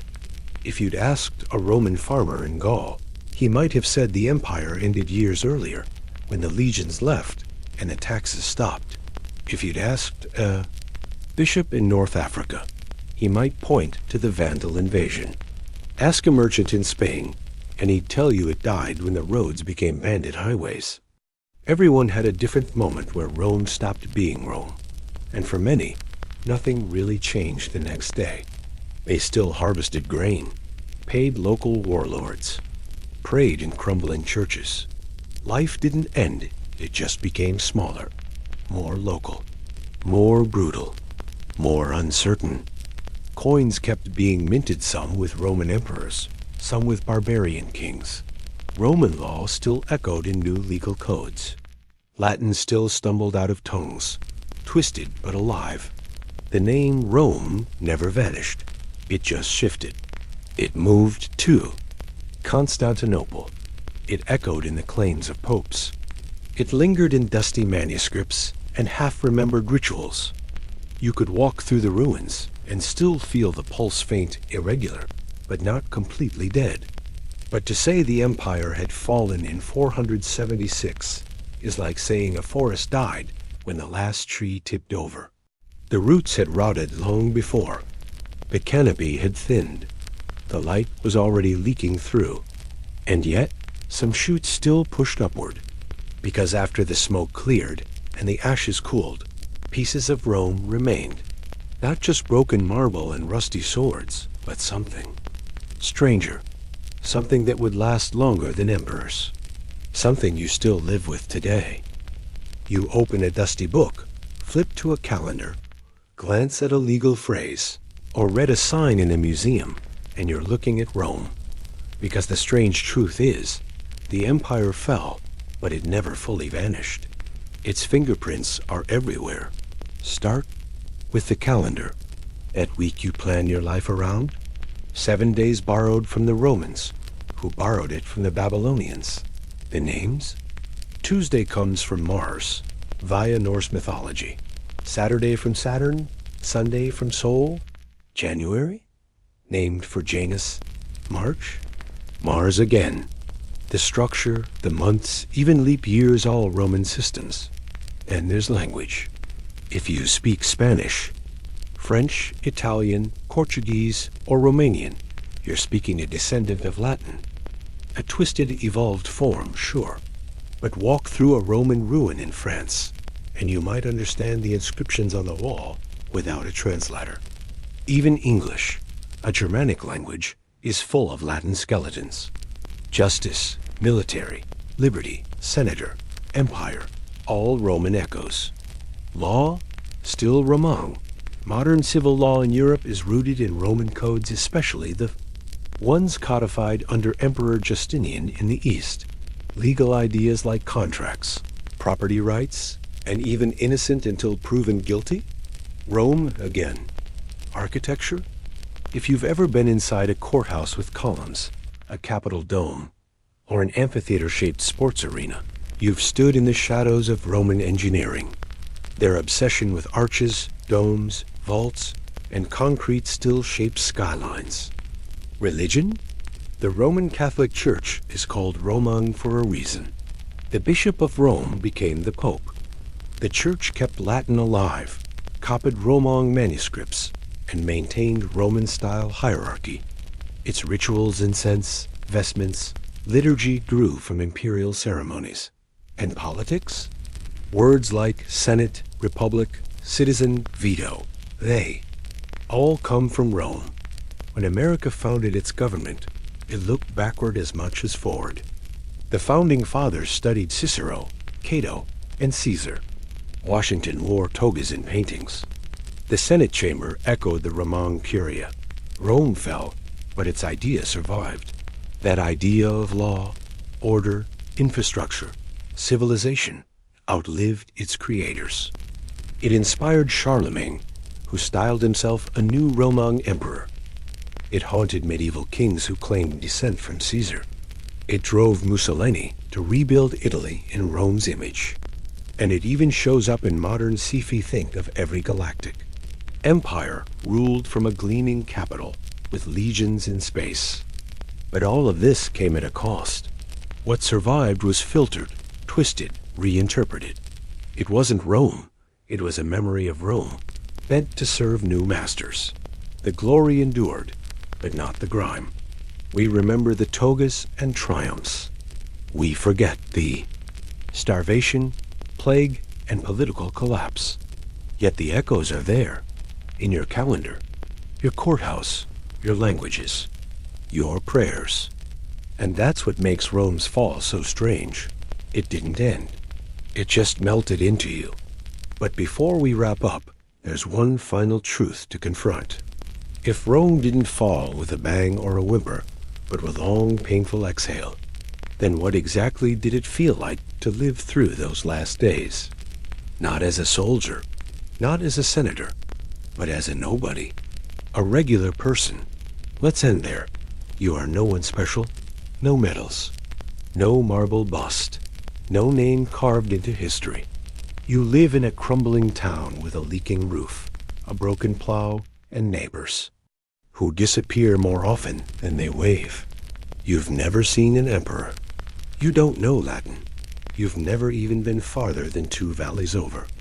But you're living through the fall of the Roman Empire. And it doesn't feel like a fall. It feels like a slow forgetting. Your grandmother tells stories of paved roads, bustling markets, and Roman officials in purple cloaks. You nod, but you've never seen those things. You don't know what a forum is. You've never touched a coin that wasn't bent, rusted, or worn flat. You fetch water from a muddy stream now, not a fountain. Your neighbors barter carrots for eggs. No one uses Roman weights or measures anymore, just handfuls and guesses. Sometimes a priest shows up, talking about Rome and heaven and some bishop far away. Sometimes a warrior rides through, claiming to be your new protector. He speaks a language you don't understand, swings a sword that looks like it could slice pig in half, and takes your goat as a gift. You let him. Because what can you do? You don't call yourself Romang. You don't call yourself anything. You belong to this land, this village, this scrap of earth. The empire is just a sound in the wind, a ghost in the ruins up the hill. You've seen those ruins. Old stone arches half buried, a cracked statue with no head, mosaic tiles in the dirt that shimmer after rain. Sometimes you bring your kids there and tell them, people used to live like gods. They laugh. Then they ask what a god is. This is what it feels like. Not disaster, but erosion. Not a thunderclap, but 1,000 missed meals. A leaky roof you never fix. A name you stop writing. A field left fallow, not because you're lazy, but because you're too tired to hope anymore. You hear a rumor. Across the mountains, there's a new king. He promises justice, protection, maybe even roads. You think about it, then go back to digging up turnips. You've heard promises before, and still life goes on. You patch your sandals with twine. You dry herbs by the fire. You sing songs your ancestors never knew. You teach your children the names of the stars, not the Latin names, just the ones your father gave them. The empire may be gone, but you are still here. And in the end, that's what survival really looked like. Quiet, ordinary persistence.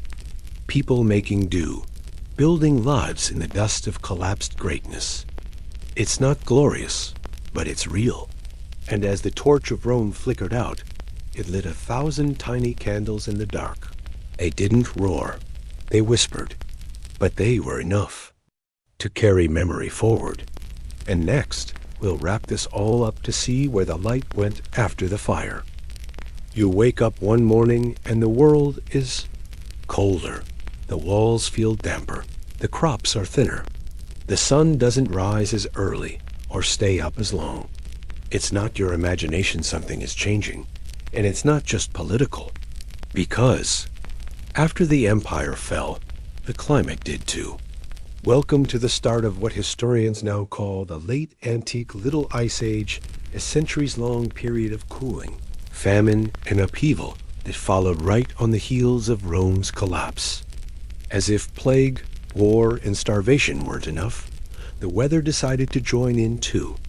Evidence from ice cores, tree rings, and volcanic records show that sometime around the mid-6th century, the Earth entered a sharp cooling period.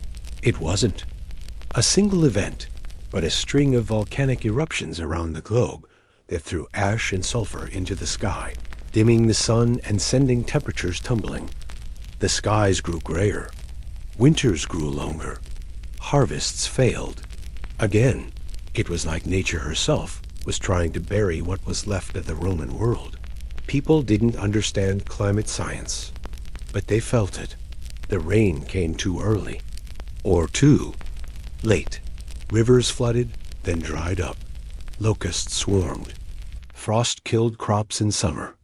There are accounts from Gaul and the Balkans of years with no wine, no barley, no bees. In some places, entire villages packed up and left abandoning fields that had sustained them for generations. Hillsides that once supported vineyards were overtaken by forests. The Roman landscape, cultivated and orderly, began to return to wildness, and wildness brought wolves. There were more sightings of wild animals in once civilized places. Bears in former marketplaces. Wolves howling in broken bathhouses. Nature was reclaiming what Rome had tried to tame. But beyond the cold and the hunger, this period deepened the psychological collapse. Rome had promised control over nature, over people, over time itself. Now, all of that was gone. And with it, so were the rituals that made sense of the world. The calendar broke down. Festivals lost their meaning. People didn't know if they were living in a new age, or just the end of one. Even sunlight was uncertain. There are records from 536 AD describing a sun that gives no light, a dim orb that glowed weakly even at midday. Crops died. Panic spread. Some thought it was the end of the world. Maybe it was. The memory of Rome became fainter with each cold, hungry year. Children were born who never heard Latin, who never saw a road, who never believed the stories of flying banners and marble cities. For them, the empire might as well have been Atlantis. What remained? Fragments, stones, stories, and a few pieces of something larger in idea that hadn't completely died. Because in the darkness that followed, people still tried to rebuild. The next age was coming. Slower, cruder, colder, but it would rise from these ashes. First, though, we have to understand what survived in the minds of those born after Rome kids, who never knew the empire, but carried its ghost in their blood. You're 7 years old, barefoot, and already working. You don't go to school. There isn't one. You can't read. No one around here can. You've never seen a scroll, let alone a book. The only things you've ever studied are how to dig a furrow, trap a rabbit, and avoid getting hit when grown-ups are angry. Welcome to childhood after the fall of Rome. In the early empire, Roman education was a point of pride. Rich families hired private tutors. Cities built public schools. Even moderately well-off parents made sure their sons, sometimes even daughters, could read, write, and quote Virgil or Cicero. But now, that whole system is gone. What used to be a classroom is now a goat pen. What used to be a schoolmaster is now just a name on a gravestone, or one of the wandering refugees begging at the city gate. And kids, they're born into a world that no longer remembers what it's forgotten. Their parents were the first to be raised without civic order. These children are the second generation raised by people who grew up during the empire's collapse. The sense of Rome as a unified place is gone. All that's left is a village, a valley, maybe a ruined temple where older kids dare each other to go after dark. They learn practical things, how to thatch a roof, how to plow, how to fish. But the old Roman knowledge? It's out of reach. No one teaches them how aqueducts worked. No one explains what the inscriptions on the broken statues used to mean. One boy thinks the headless stone man was a god. A girl dares her friend to touch it for good luck.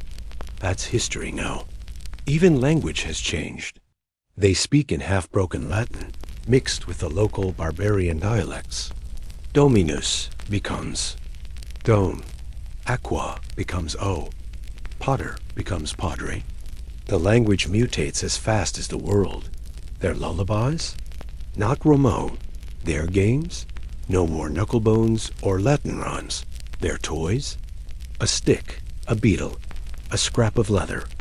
Childhood is short and brutal. Most won't live past 30. And what about stories?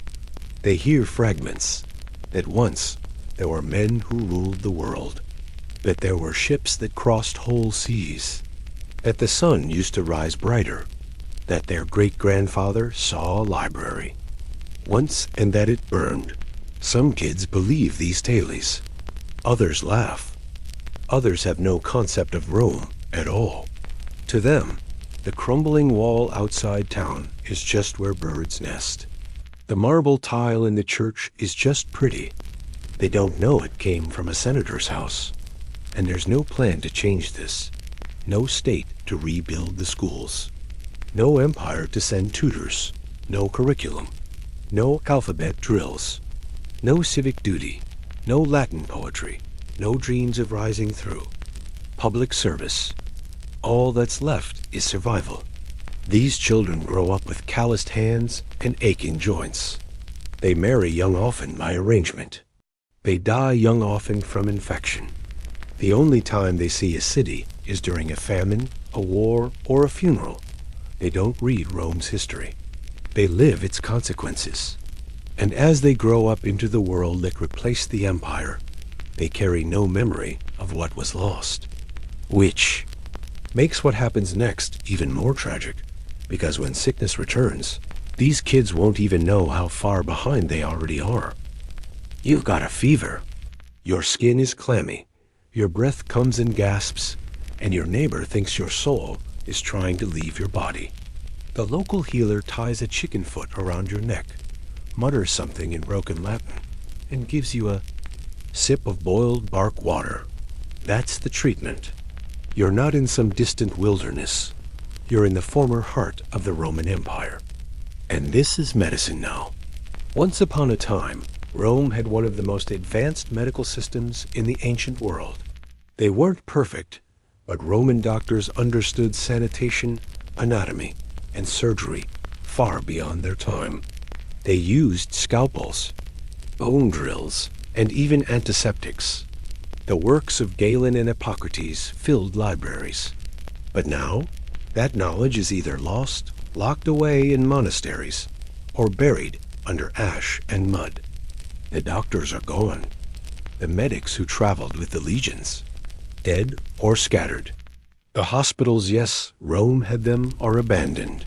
And most people now rely on a patchwork system of superstition, trial and error, and oral tradition. You feel sick? Maybe it's bad air, or a demon, or a punishment from a forgotten god. And treatments? Let's just say they're creative. You might be bled with a rusty knife to balance the humors. You might be fed ashes, raw garlic, or urine. You might be buried up to your neck in hot sand. One woman in Gaul was reportedly made to drink melted lead to cure stomach pain. She didn't survive. Broken arm? Tough luck. Childbirth? You pray. And if you don't die from infection or hemorrhage, you thank the saints. Monasteries were one of the few places trying to keep real medical knowledge alive. Monks copied old Roman texts, treated the sick with herbs, and kept basic hygiene, clean water, clean bedding. But even they worked mostly in the dark. Their medicine was often more about prayer than science. And in the countryside, healers did their best. But their best was often a mix of folk magic, herbal guesswork, and traditions passed down by word of mouth. Some were skilled, others were just good at pretending. Many relied on charms, chanting, and rituals that had nothing to do with actual healing. Wounds got infected, teeth rotted, people died from scratches, from fevers, from things that used to be treatable. And let's not forget mental illness. There was no concept of trauma, stress, or brain chemistry. If you behaved strangely, you were cursed or worse, possessed. People were locked up, exiled, or worse. The very idea of treatment vanished. It didn't matter if you were rich or poor. Disease didn't care. The empire's fall had leveled the playing field. No one came out ahead. Even childbirth became a roll of the dice. Without midwives trained in Roman technique, mothers and babies died in shocking numbers. There were villages where almost every woman had lost at least one child, and the few that survived often grew up weak, malnourished, and without access to anything beyond wishful thinking. But the real tragedy, the knowledge had once existed. There were scrolls with surgical diagrams, records of successful operations, even notes on antiseptic practices. But no one could read them, or no one cared. And in this void, medicine became more like religion. You believed in it, or you didn't. It either worked, or it didn't. No one expected consistency, only hope. And as the body withered, so did the appetite. Because food, the joy of Roman life, had become its own kind of misery. You bite into something chewy, earthy, a little gritty. It's not bread, it's not meat. It's a boiled root from the woods, scraped clean with a rock, and served cold, because there's no firewood left. You chew slowly. Not because you're savoring it, because your teeth hurt, and you're not sure this is edible. This is dinner now. Roman cuisine, once the envy of the ancient world, had vanished. Gone were the days of honey-glazed dormice, spiced wine, olive oil from Hispania, and fish sauce from Carthage. Gone were the bustling food markets of Rome, the grand banquets with couches and silver platters, the endless flow of bread, fruit, and imported delicacies. What replaced it? Roots, weeds, porridge, and hope. Let's rewind a bit. During the empire's height, the Roman diet varied depending on your status. The poor mostly ate cereals, bread, lentils, and the occasional onion or fig. The rich gorged on exotic imports, pepper from India, dates from Egypt, oysters from Britannia, and garum Rome's famous fermented fish sauce, poured on everything from meat to fruit. But with the fall of trade routes and the loss of the empire's grain supply, everything changed. Garum factories shut down. Olive groves were abandoned. Vineyards were torched by invaders. Spices became legends. Even salt, once cheap and abundant, became so rare that people killed for it. So people turned to what was local, really local. Foraging replaced farming in many places. People dug up wild turnips, picked berries, tracked rats, and hunted squirrels.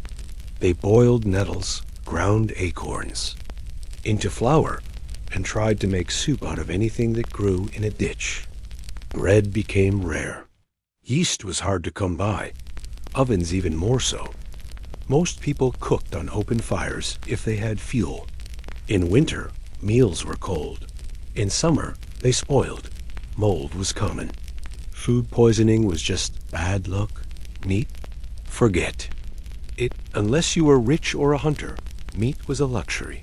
And if you did find some wild boar, bird, or a scrawny goat, it was usually shared among 10 people, or dried into jerky that tasted like bark. And fish? Without safe roads or stable? Markets. Fish rarely reached inland villages. When it did, it was salted beyond recognition, tough, and suspiciously smelly. Milk and eggs weren't reliable either. Cows got stolen. Chickens were eaten rather than kept. And pests mice, lice, beetles infested grain stores constantly.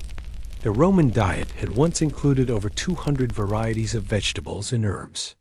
By the 6th century, most people were eating 5 things: millet, barley, cabbage, garlic, and beans. And that's if you were lucky. Feasts still happened, but only among the elite. And even those grew pathetic. Accounts from the time describe aristocrats eating old Roman recipes made with cheap substitutes, served in half-empty villas to guests who brought their own food. The rich still had tableware, but no cooks. The poor ate with their hands from shared wooden bowls. And kids? Many didn't eat enough. Malnutrition was rampant, growth stunted, teeth blackened, bellies bloated not from fullness, but from parasites and starvation. Meals, once a celebration of civilization, became reminders of its collapse. And food wasn't just scarce, it was politicized. Landowners used grain to control peasants. Warlords offered meals in exchange for loyalty. Churches ran soup lines, but only for those who converted or confessed. Food had become currency, leverage, power, and for those who couldn't get any, they sold themselves, or they died. But there's one last bitter truth. Even slavery didn't end during this collapse. It just got better at hiding. You kneel in the dirt, signing your name, if you even know how, on a piece of parchment you can't read. The landowner smiles. He says you're free now. No more slavery. Just a contract. But you still work his fields. You still give him most of your harvest.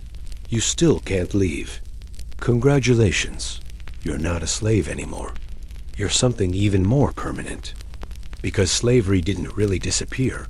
After the fall of Rome, it just evolved into something smoother, more polite, and harder to escape. Let's rewind. In the Roman Empire, slavery was legal, widespread, and brutally clear. A slave had no rights, no freedom, no legal personhood. You could be bought, sold, beaten, or killed on a whim. Some slaves worked fields. Others taught children. Some ran households or even businesses. Rome's economy depended on them. But as the empire collapsed, so did the slave markets. War, famine, and border instability made it harder to capture and transport slaves. Wealthy elites lost the cash to buy them. Cities that once bustled with slave labor fell silent. At the same time, Christian ideology, at least in theory, began to frown on outright slavery. So the system adapted. Instead of owning a person, you owned their labor. You tied them to land, gave them a tiny plot to live on, promised protection. But in return, they worked your fields, gave up most of their crop, and owed you loyalty. If that sounds familiar, it should. It's the early blueprint of feudalism. These free workers were often called coloni or servi. Technically, they weren't slaves, but they couldn't leave the land. They couldn't choose another lord. Their children inherited their obligations. And any resistance was crushed the same way it always had been, with threats and violence. In Roman law, a slave was a thing. In this new system, a tenant was a person, but not by much. And many of these new serfs were former slaves. After their masters died or fled, they stayed put. They didn't know where else to go. Some tried to claim land for themselves, only to be swept up by new warlords or ambitious churchmen who quickly reasserted control. The church didn't end the practice. It often supported it. Monasteries became massive landowners. They inherited estates, accepted donations, and ran their own agricultural operations with tenant labor. They spoke of mercy and brotherhood, but demanded taxes and services all the same. So what did freedom really mean? For the vast majority, it meant trading chains for obligations, trading auctions for paperwork. Instead of being property, you were a subject. But you still worked from sunup to sundown. You still needed permission to marry, move, or learn a trade. And if you ran, they'd find you. Local lords kept networks of informants. Punishments for fleeing were harsh beatings, confiscation of land, or being forced back into worse contracts. And sometimes, people willingly accepted these terms, because chaos was worse. Bandits, raiders, plague, these things killed without hesitation. A landlord, even an exploitative one, at least offered shelter. Maybe a wall, maybe a sword, maybe a prayer. Better to live bent over under someone's rule than die in a ditch with no one to bury you. And so, generation after generation, the line between free and unfree faded. What started as slavery became serfdom. What was once a legal status became a way of life. And in the centuries to come, this system would grow stronger, turning into the iron framework of the Middle Ages. But not all the so-called barbarians who replaced Rome wanted to keep people down. Some of them wanted something else entirely, to become Roman. And next, we'll find out what they were really after. You picture a barbarian, wild hair, howling in a wolfskin, smashing statues and burning libraries. That's the image the Romans left behind. But here's the twist.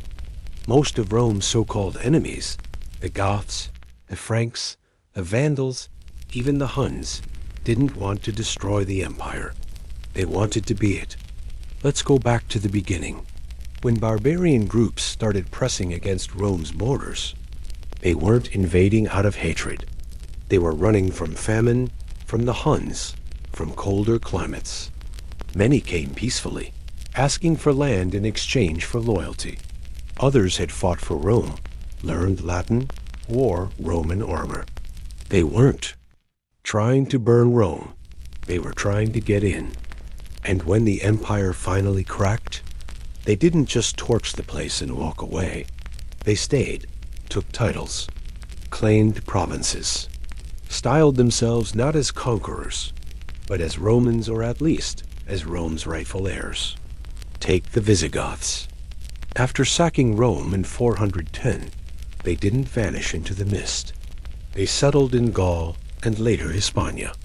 Their kings adopted Roman customs, wrote laws based on Roman codes, and minted coins with Roman-style inscriptions.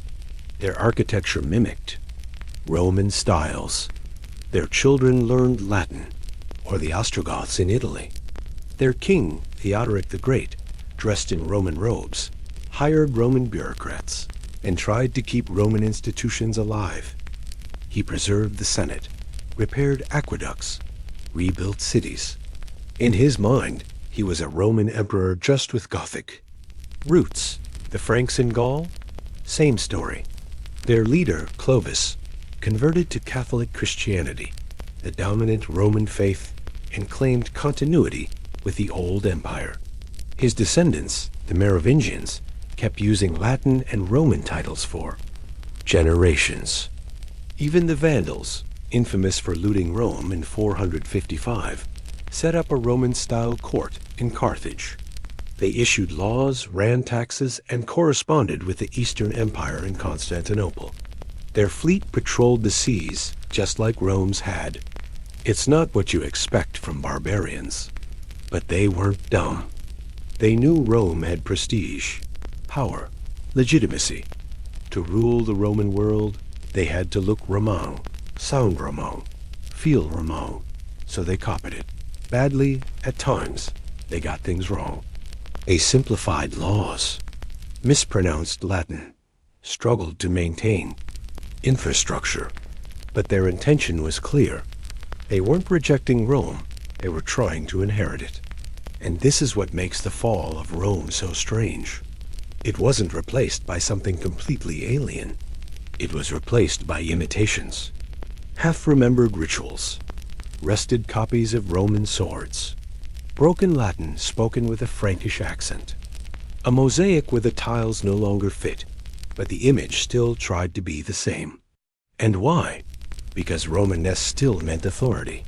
Saying you ruled as a Roman, even after the empire died, still gave you legitimacy. It's why medieval emperors, like Charlemagne and Otto the Great, would later claim to be Holy Roman emperors. Why popes crowned kings in imitation of Caesar.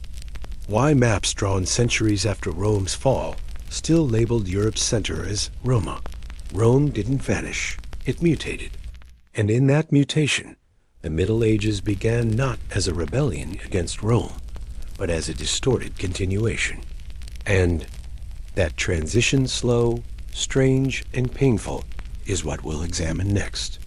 Because when Rome melted into medieval Europe, something new began to crawl from the wreckage. You wake up in a wooden hut with a thatched roof. There's a dirt floor under your feet, a fire pit in the center, and a wooden cross above the door. You don't know the name of the emperor, because there isn't one anymore. But you know the name of your local lord. He owns your land. He owns your taxes. He owns your loyalty. Welcome to the Middle Ages. The transition from Roman Empire to medieval Europe wasn't a dramatic break. There was no clear line, no sudden reboot. It was a slow, uneven transformation. One crumbling brick, one silent mile of road, one forgotten law at a time. And what rose from the ruins wasn't just new. It was strangely familiar. Let's unpack it. First, the cities. Rome had been an urban civilization. Roads, forums, baths, theaters, market cities were the pulse of the empire. But by the 6th century, most cities were shadows. Some were abandoned entirely. Others shrank into fortified hilltops, little more than oversized villages. Urban life gave way to rural survival. People moved inward, both physically and mentally. Life centered around manors, fortified estates owned by lords, bishops, or warlords. These weren't cities. They were self-sufficient bubbles. You lived, worked, worshipped, and died within walking distance of your field. Sound like feudalism? That's because it is. The seeds of medieval feudal society were already planted during Rome's fall. The coloni, those semi-free tenant farmers, became serfs. The landowners became lords. The imperial tax system morphed into feudal obligations. Soldiers became vassals. Generals became dukes. The old Roman bureaucracy? Gone, replaced by oaths, favors, and hereditary power. And religion? A Catholic Church emerged as the only institution with continuity. While emperors fell, popes remained. While cities crumbled, monasteries copied books. While laws disappeared, bishops ruled local courts. The church didn't just survive the fall, it absorbed it. Churches stood where temples had fallen. Saints replaced Roman household gods. Latin prayers echoed in crumbling basilicas. Priests wore the robes of dead senators.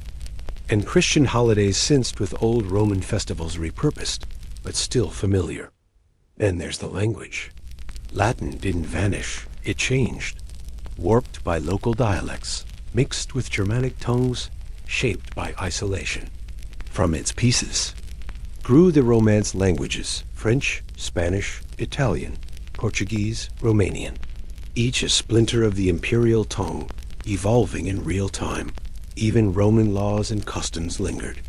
Medieval legal codes borrowed heavily from Roman precedent. Some rulers even claimed to rule by Roman authority, despite the empire being long dead. So if you squint, the early Middle Ages weren't a replacement for Rome. They were a mutation. What was gone? The baths, the legions, the grand libraries, the scale. What remained? The bones. Rome became the scaffolding on which medieval Europe was built. A memory passed down through tattered scrolls, half-remembered rituals, and crumbling stone. Its ghosts walked the halls of monasteries and whispered in the ears of kings. And eventually, someone would try to revive it. But before we end, there's one more step to take. Not back into the past, but forward into the present. Because as strange as it sounds, you're still living in Rome's long shadow. You check the calendar. July, named for Julius Caesar. You walk into a courthouse. It has columns, a judge in robes, and a gavel that came from Roman law. You glance at a coin. There's a head on one side, Latin roots in the writing. And somewhere, deep in your country's legal code, are ideas born in the Senate of a fallen empire. Rome is gone, but it never really left. Its ashes fertilized the foundations of the modern world. And the story of why it sucked to be alive during the fall of the Roman Empire, that story still matters. Because the worst parts, the instability, the famine, the climate collapse, the social disintegration, are the things that test every civilization, not just ancient ones. Let's talk about the parallels. In its final centuries, Rome was plagued by wealth inequality, a shrinking middle class, a bloated government, an economy built on unsustainable systems. Sound familiar? It faced endless wars, some abroad, others civil. Its military turned from protectors into mercenaries. Its borders blurred. Alliances shifted. Enemies became rulers. And its people, caught in the middle, had no idea who to trust. The planet changed too. Volcanic winters, failing crops, famine, disease, all while science regressed and superstition took its place. Sound like a distant nightmare? Or a subtle warning? Rome shows us that collapse doesn't always come with fire and screaming. Sometimes it arrives with silence, with people forgetting, with roads crumbling one stone at a time, while everyone's too busy surviving to notice. And yet, not everything about the end was doom. People endured, adapted, invented. They found ways to build new systems out of the old ones. They kept pieces of Rome alive in languages, in churches, in law, in memory. And we still carry that memory. We live in houses inspired by Roman architecture. We speak in words shaped by Latin. We follow laws forged in imperial halls. We organize our days, our governments, our dreams with Roman blueprints. So what's the final lesson? That empires fall. Always. But people don't. And if there's something left to salvage an idea, a word, a dream, they will carry it, sometimes without even realizing it, into the next chapter. Rome burned, but it also became seed and soil. And tonight, as you slip into sleep with this world still turning outside your window, remember this. Civilizations don't end with a scream. They end with a whisper. And sometimes, they're still whispering.